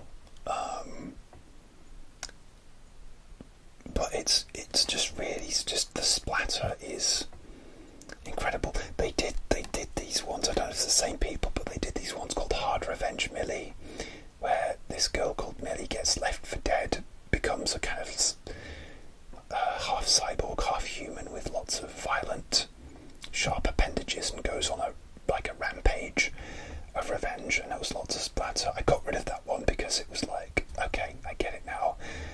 But this one I kept because I wrote my dissertation on it again. Not a great movie though. Not, objectively, it's not going to win. It's not going to be.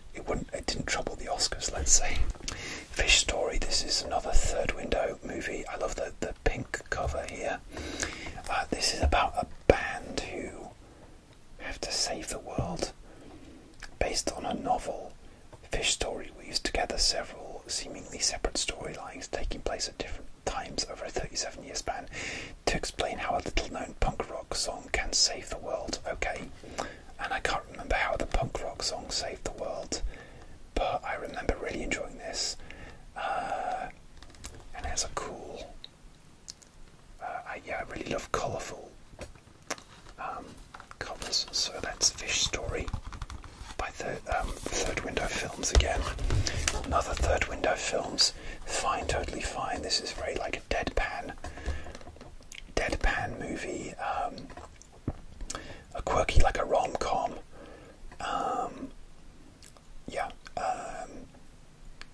It's about a guy who works in a bookstore and just encounters all these kind of quirky characters, very deadpan, sometimes quite slow in pace, but if you stick with it, it has some very, very good laughs in it.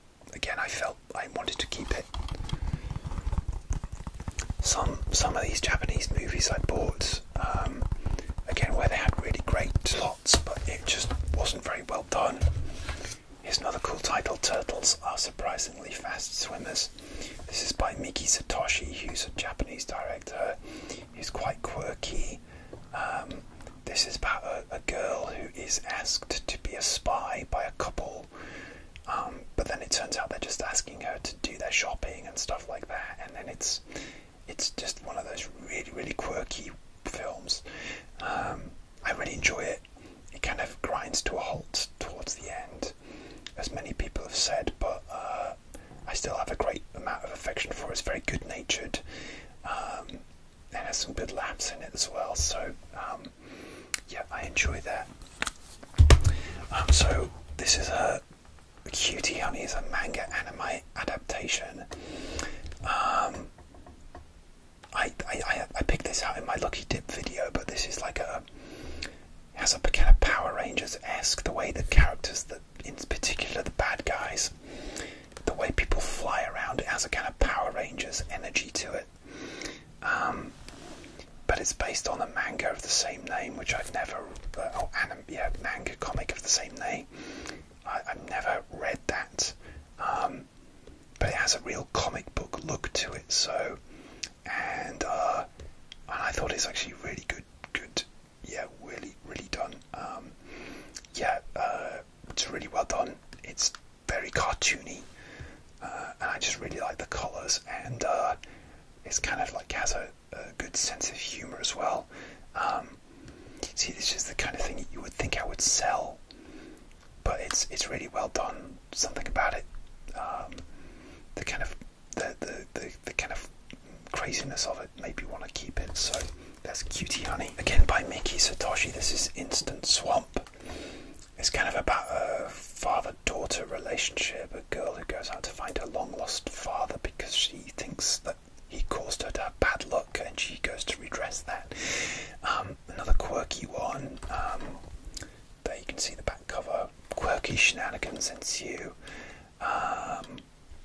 it's very good. And it does have a swamp in it as well, it's not just a weird title. Funuke, or Show Some Love, You Losers. This is about a girl who is spoiled and goes back to live with her family in the countryside, and through circumstances she can't help, and is a bully to her younger sister and horrible to her family, and I don't know if even she learned some life lessons from it. Again, it's another quirky one, has some good humour in it. Yeah, and it's another one I need to rewatch again soon. Cyborg She, so this is the third and last one that I wrote about in my university dissertation. It's a slipcover, it's exactly the same. And this is about a guy who basically falls in love with a girl who is a cyborg. And that's pretty much the plot. Kind of like a romantic comedy. I really like it. I think it's really cute. Foresight, is that the for Digital Asia? It's a very quirky movie. I enjoy it very much. It's probably like out of the three that I wrote about. Oh no, it's very different actually. So the three examples I used in my dissertation are very different films. They're hard to compare really. I was looking at kind of like the gender representations in them, because obviously you're dealing with a robot who can't feel emotions, or can she? You know, it's a whole thing. You know, which is obviously like you see a lot in like science fiction movies and movies about robots, and can they feel emotions? And you know, it's in a lot of science fiction, from Data to what's that Steven Spielberg one? He's down there. Is it AI? The Steven Spielberg one? I can't remember. So yes, Cyborg She. This is actually one of my favourites next. This is Kamikaze Girls. So this is about two girls, one who likes dressing up from the Renaissance period, and the other who is like a punk biker girl there, and they form an unlikely friendship, and they go off on adventures, meeting all sorts of strange people, and it's about their kind of relationship. I really enjoy this one. I don't know if I've watched all the extras because it's a 2-disc special edition, but colourful, it's quirky, it never slows down the pace, and I really enjoy this one. Again, it could be one of those that promises to be quirky and isn't very good, but it is very good. The acting in particular is excellent, because you have these two very different characters. So that's Kyoko Fukada and Anna Tushia. Sorry for my pronunciation, but yeah, those actors are excellent in that. Really good, really quirky, very well shot, very stylish. Yeah, and never a dull moment in that one. And Adrift in Tokyo, so this is I think this is Miki Satoshi as well. Yeah, Satoshi Miki. Adrift in Tokyo is about a kind of a guy who has to accompany a killer leading a lazy life. Fumiya has been a university student for 8 years and owes money to loan sharks. One day a man named Fugahara comes to collect the loan, which Fumiya cannot pay. So Fugahara makes a proposition he will cancel the debt so long as Fumiya agrees to walk him to Access Tokyo to the police station, where he intends to turn himself in for a crime he deeply regrets. So it's an interesting kind of odd couple walking around Tokyo. Comedy, drama, very, very good. Has some funny moments and some pathos as well. There's the back cover as well, which tells you a little bit about the movie. Maybe his most famous film as well, Adrift in Tokyo. You should follow Third Window Films, actually. They do some great stuff. Okay, we're into American movies now. These are kind of like more mainstream movies. It's one of my favourite action movies with Sylvester Stallone. This is Cliffhanger. People call it Die Hard on a Mountain. I love this movie so much. I used to watch this all the time when I was a teenager, and wasted a lot of hours. Well, I don't consider them wasted, but yeah, I love this movie so much. And it still holds up today. The action is incredible. John Lithgow is such a great hissable villain. And I love all the actors in it, all the minor bad guys, and it's so good. So good. Cliffhanger. It's one of those ones where if it's on TV, I have to kind of sit and watch it as well.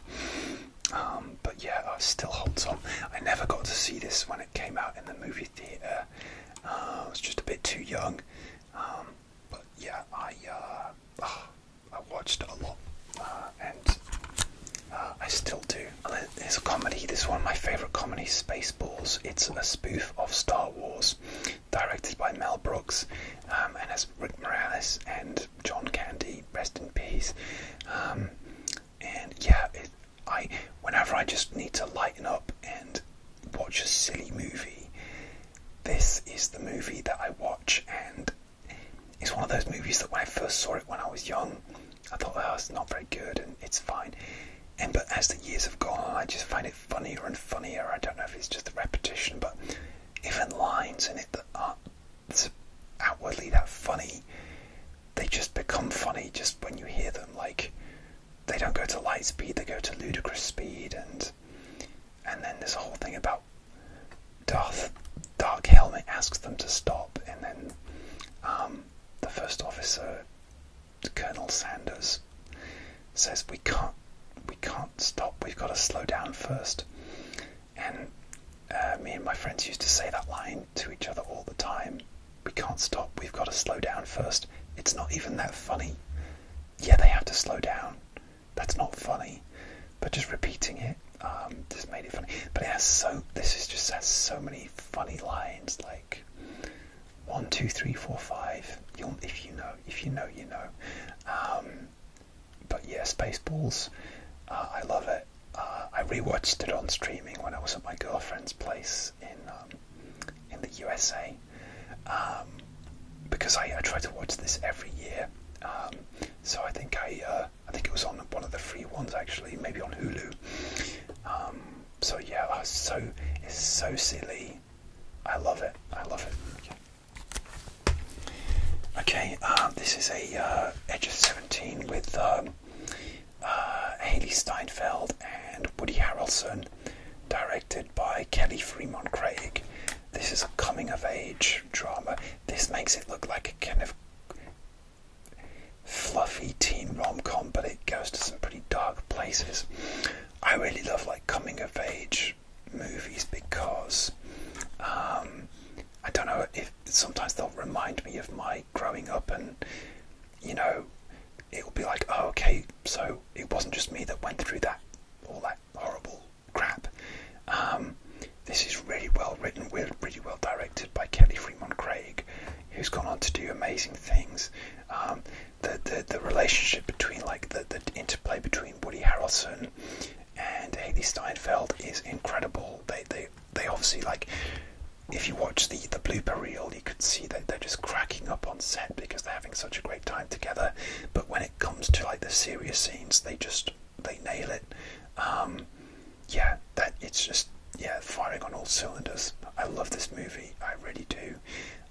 Again, I wish I had the Blu-ray. Maybe it wasn't available, but absolutely terrific movie. Yeah, so, I love those movies that make you laugh and make you like cry as well, or go to dark places, so you're getting the whole experience, really.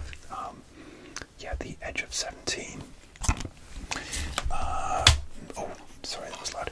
Midnight Cowboy. This is like an Oscar-winning classic from 68, 69. Won the Oscar in 69. Dustin Hoffman, Jon Voight.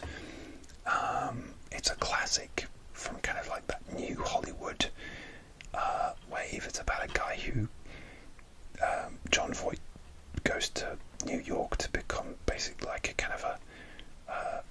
escorts for rich women. He's very naive, and things go wrong, and he ends up living in squalor and getting involved with Ratso Rizzo, played by Dustin Hoffman, who's a kind of bum, basically. Yeah, it's kind of about like shattered dreams and these naive characters who find each other. It was very daring at the time. Midnight Cowboy, directed by John Schlesinger. Yeah, John Schlesinger. So it's a classic. This is not a great DVD. Doesn't have many extras or anything. Oh my god, this must be old. I think I got this online. This disc contains the original theatrical trailer. Wow. In fact, this is a classic, and there must be like a BFI or a Criterion collection of this, because this is a classic. So okay, oh, here we go. 10 things I hate about you. Oh my god, let me tell you. I don't even know if I mentioned this in a previous update video. Recently, this film celebrated its 25th anniversary, and I was lucky enough to go to a 25th anniversary screening of this movie, and it was everything I hoped it would be and more. Oh my god, I love this movie so much. I saw this when it first came out in the theatres. It blew me away. I really identified with the dialogue, the characters, the acting, even though it's based on Shakespeare play. I've never been in a Taming of the Shrew situation. Just the way they related to each other, and the acting, Heath Ledger, Julia Stiles, Joseph Gordon-Levitt. I mean, you know the cast of this movie. They just, most of them went on to amazing things, and it was just like that lightning in a bottle, just one of those like seminal teen movies, like maybe, I don't know, Mean Girls is for a lot of people, and there's always like a movie that maybe got you when you were young, and this is that movie for me. I love it so much, just love it so much. I could watch this again and again. I've had days where I've watched the movie and I've had to like just go back and watch the movie with the commentary, because the actors doing the commentary, it's just like in the movie they get on so well together that watching the commentaries such a delight. So I've done that in days before, just spent hours in the company of the people who made this movie, directed by Gil Junga, and written by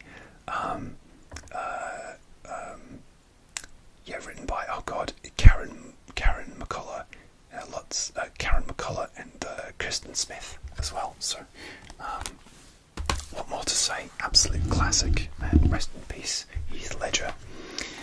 This is The Outlaw Josie Wales Western with Clint Eastwood, one of his early movies. I want to say maybe his third or fourth feature film, made in 1974, and it's about a guy whose family is butchered by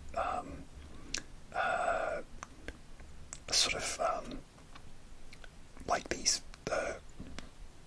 rogue soldiers who don't really have any allegiance. They say they do, but they don't really. They just like killing people. So Clint Eastwood joins the Confederate Army, but he doesn't really care what side he's on. He just wants to kill people and fight. And then all his friends are betrayed, and then he has to go and on his own, and he forms this kind of bizarre family with a Native American and a dog, and various different people along the way. It's almost like a kind of road movie with horses, really. And it's kind of like a really good movie about the kind of pointlessness of war, and what war does to people, and how it tears people apart, and how it's just stupid and pointless. So yeah, it's a very good film. Again, I wish I owned the Blu-ray of this, but I don't. So The Castle, this should be in my quirky pile really, but it's not American, it's Australian. The Castle is a Australian comedy about a guy whose house is being threatened because they want to build an airport where he lives, and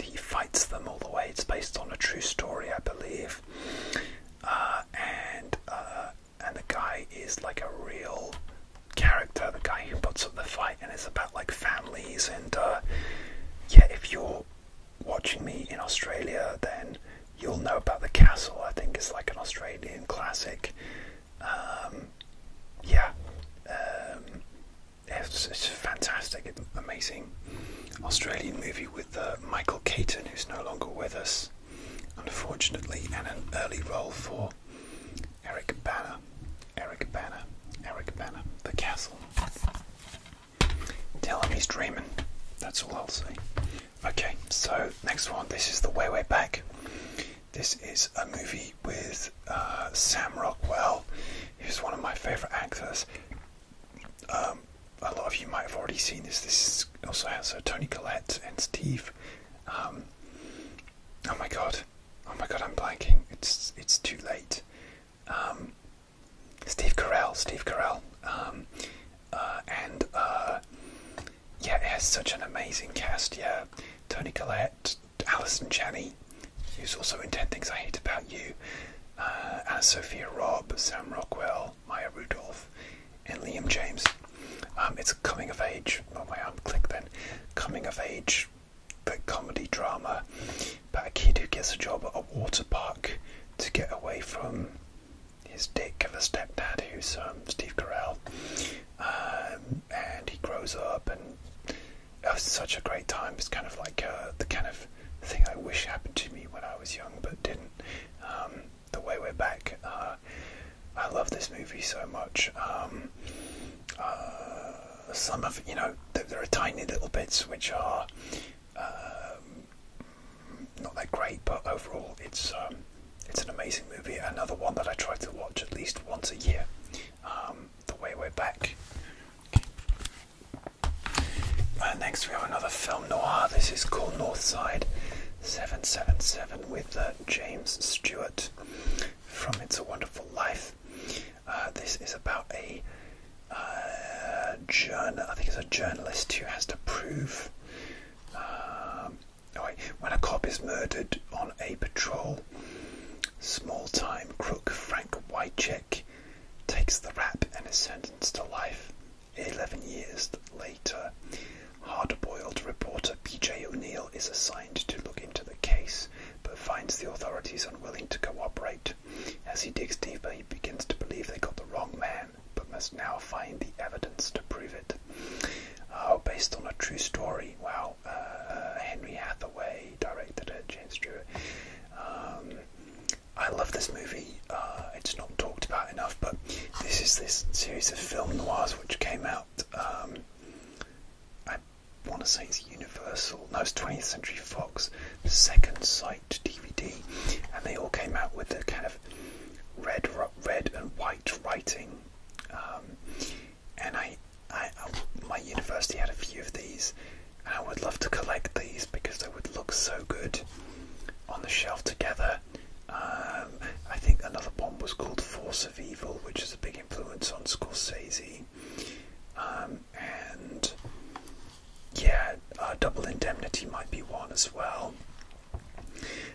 But yeah, I love film. My favourite film noir is this Gun for Hire, which should be in my collection, but I'm so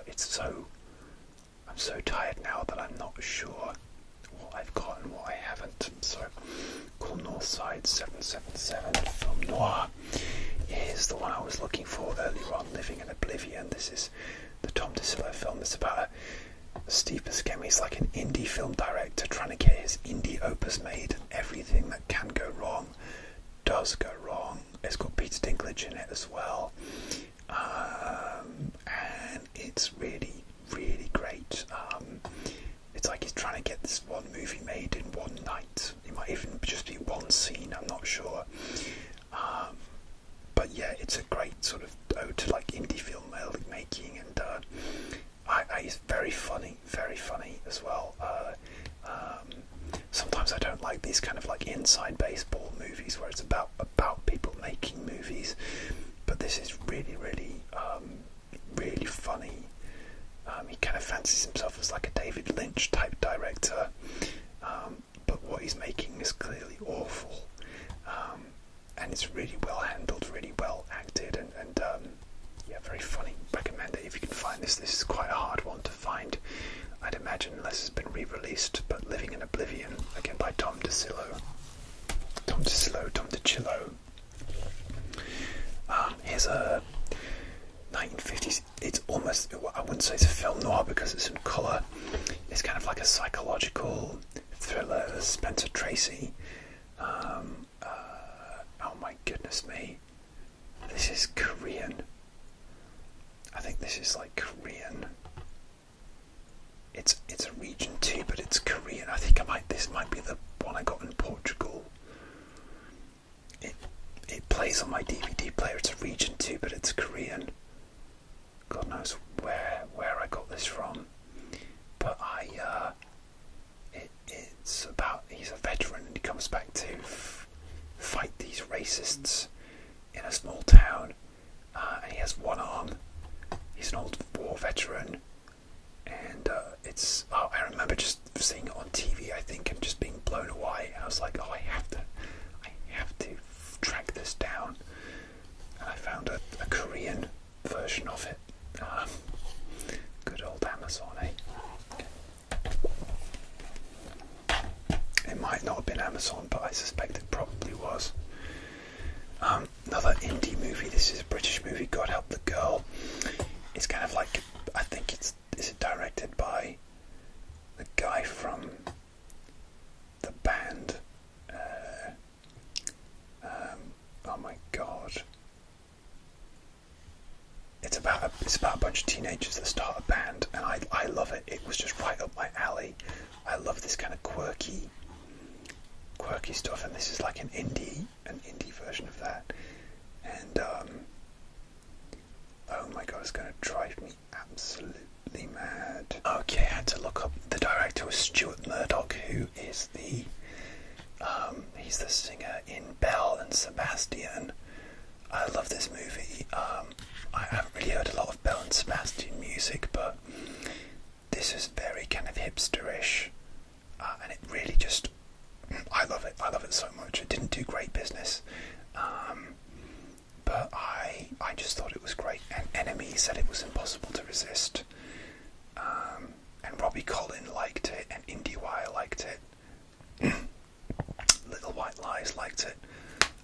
Oh my arm, I'm so sorry. Yeah, I love this movie. It's a beautiful cover as well.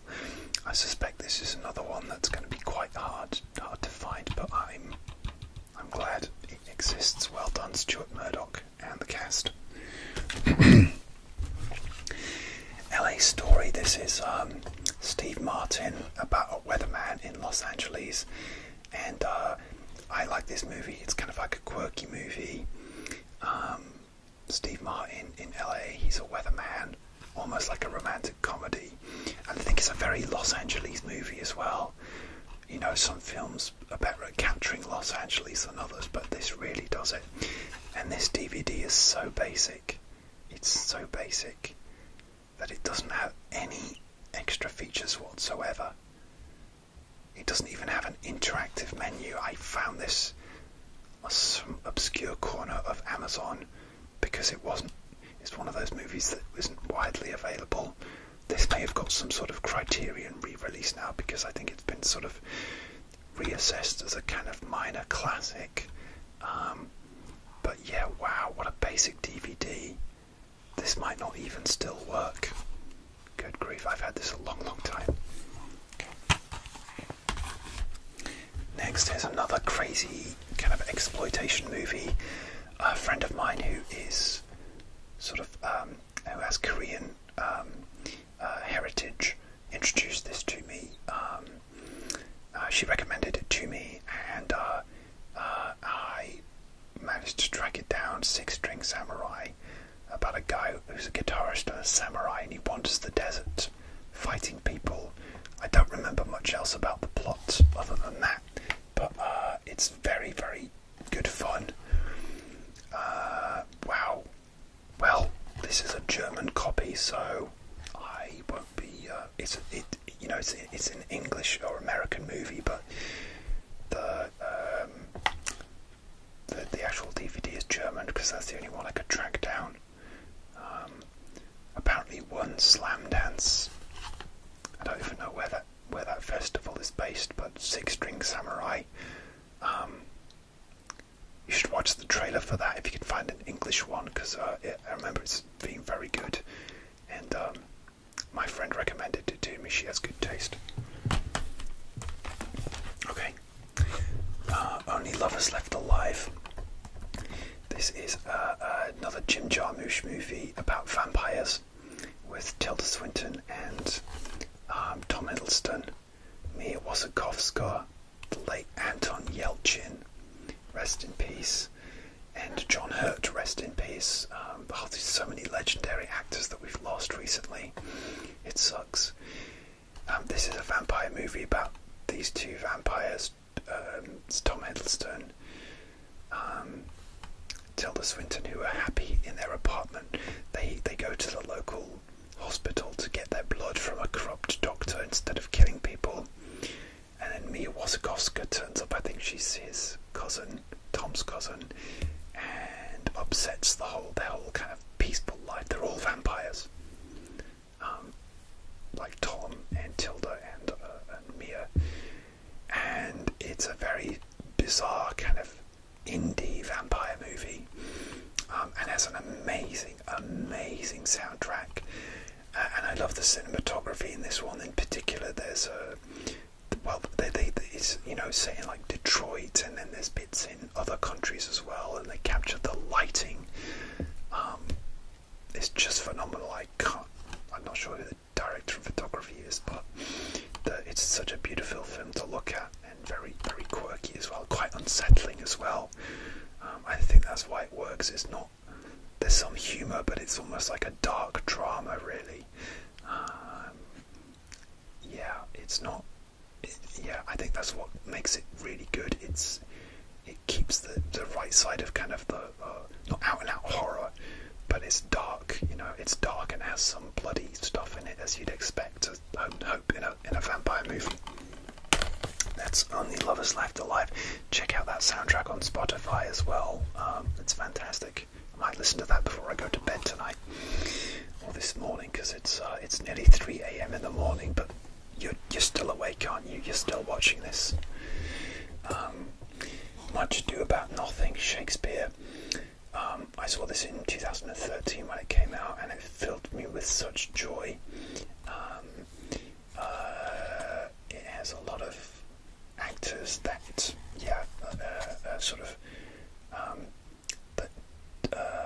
Joss Whedon has worked with before, and it's got like Nathan Fillion from Firefly. And obviously, if you love Shakespeare, if you love Much Ado About Nothing, then you should see this. I recently went with not recently, it's 2 years ago now, with my partner, my other half, to see Much Ado About Nothing at Shakespeare's Globe in London, and it was incredible.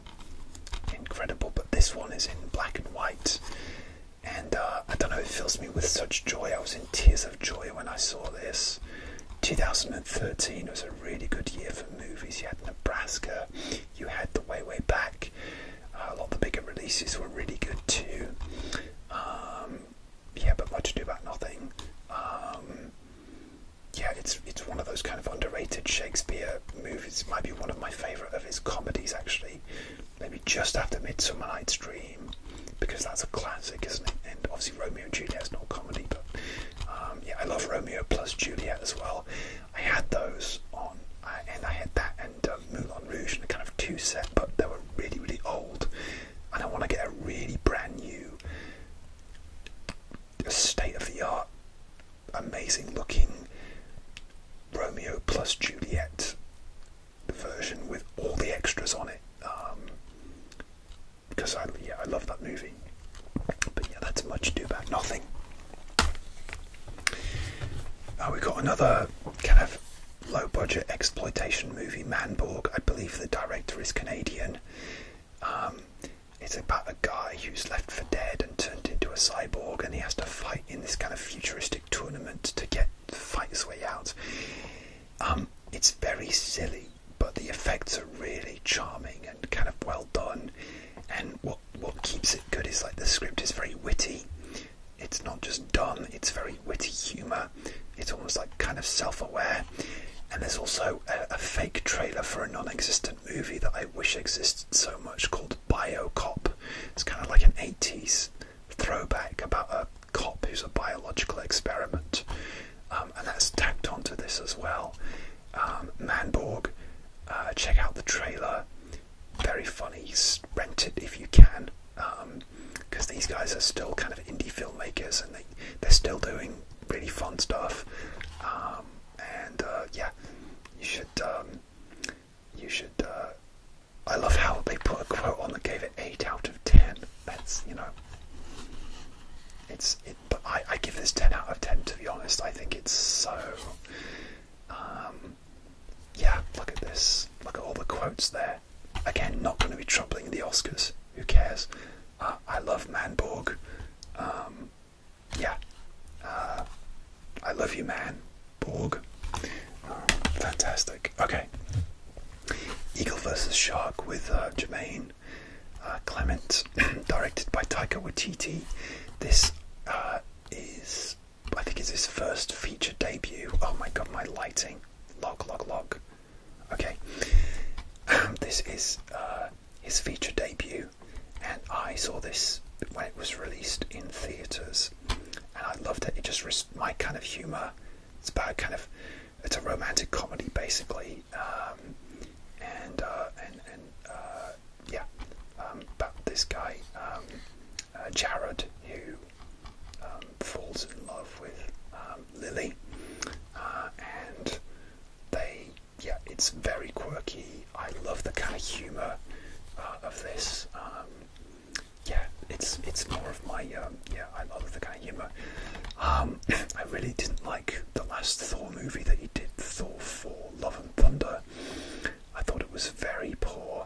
Just the humour was too much, and I love his kind of humour, but it just didn't fit. I think with a superhero movie you need stakes. Unless it's a kind of spoof, you need a balance of like life or death, stakes and humour, and it just had too much humour, and yeah, it was too much. I know that some people really liked it, but I did not. So, but this I love, and he's done some amazing films, like Jojo Rabbit and Boy and Thor Ragnarok. I really love that. So yeah, it's very talented. I hope that he kind of gets back on track after Thor 4. But yeah, Eagle vs. Shark, one of my all-time favourite movies. Absolutely love this one. Guys, I think we're done. I think that's it. I think we're done. Oh my gosh, no, we're not. Okay, Steven Spielberg. Look at this. This is my pride and joy. This is Steven Spielberg box set. Now this is a selection of 8 of his films, so it's not his entire back catalogue, because that would be a big box. These are all movies that he released with Universal Studios, so you're not going to see Indiana Jones on here because they are Paramount, or they were before they became Disney. And this is such a beautiful box set, which is nearly falling out.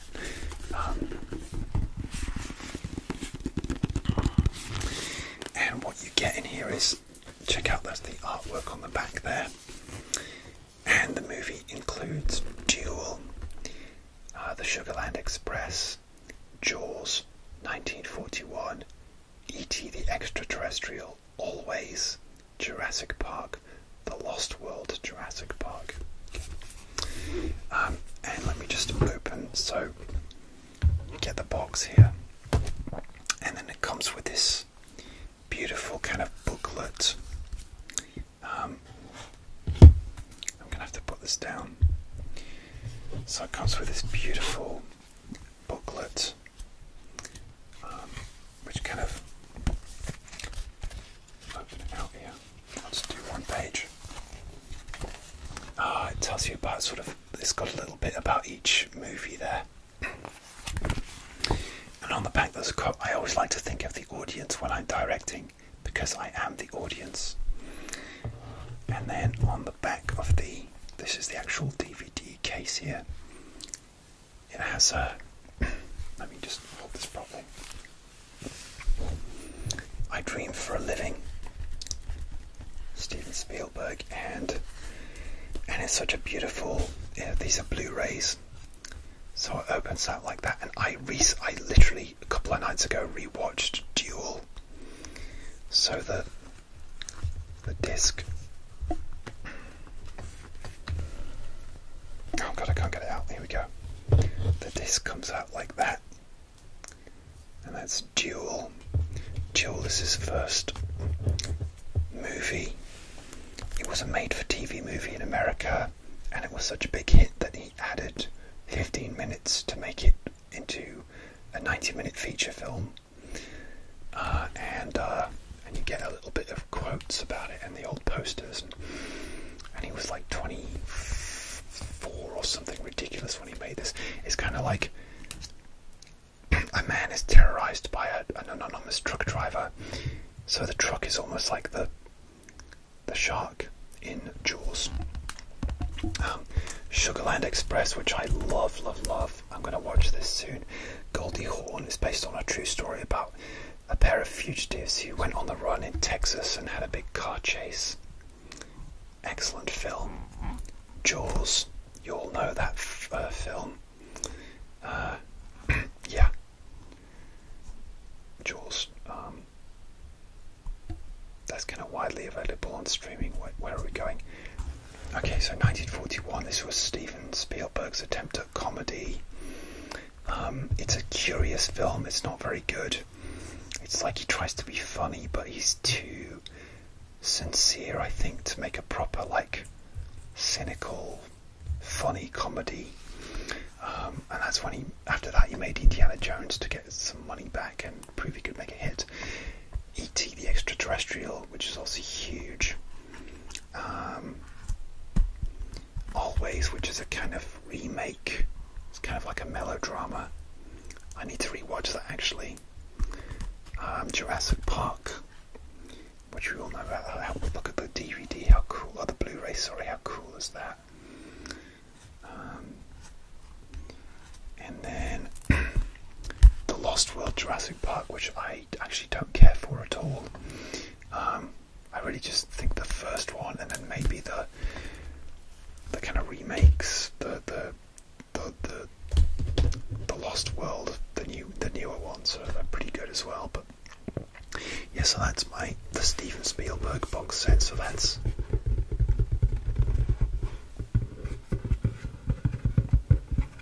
8 movies there, and that's it. So that is my entire DVD collection.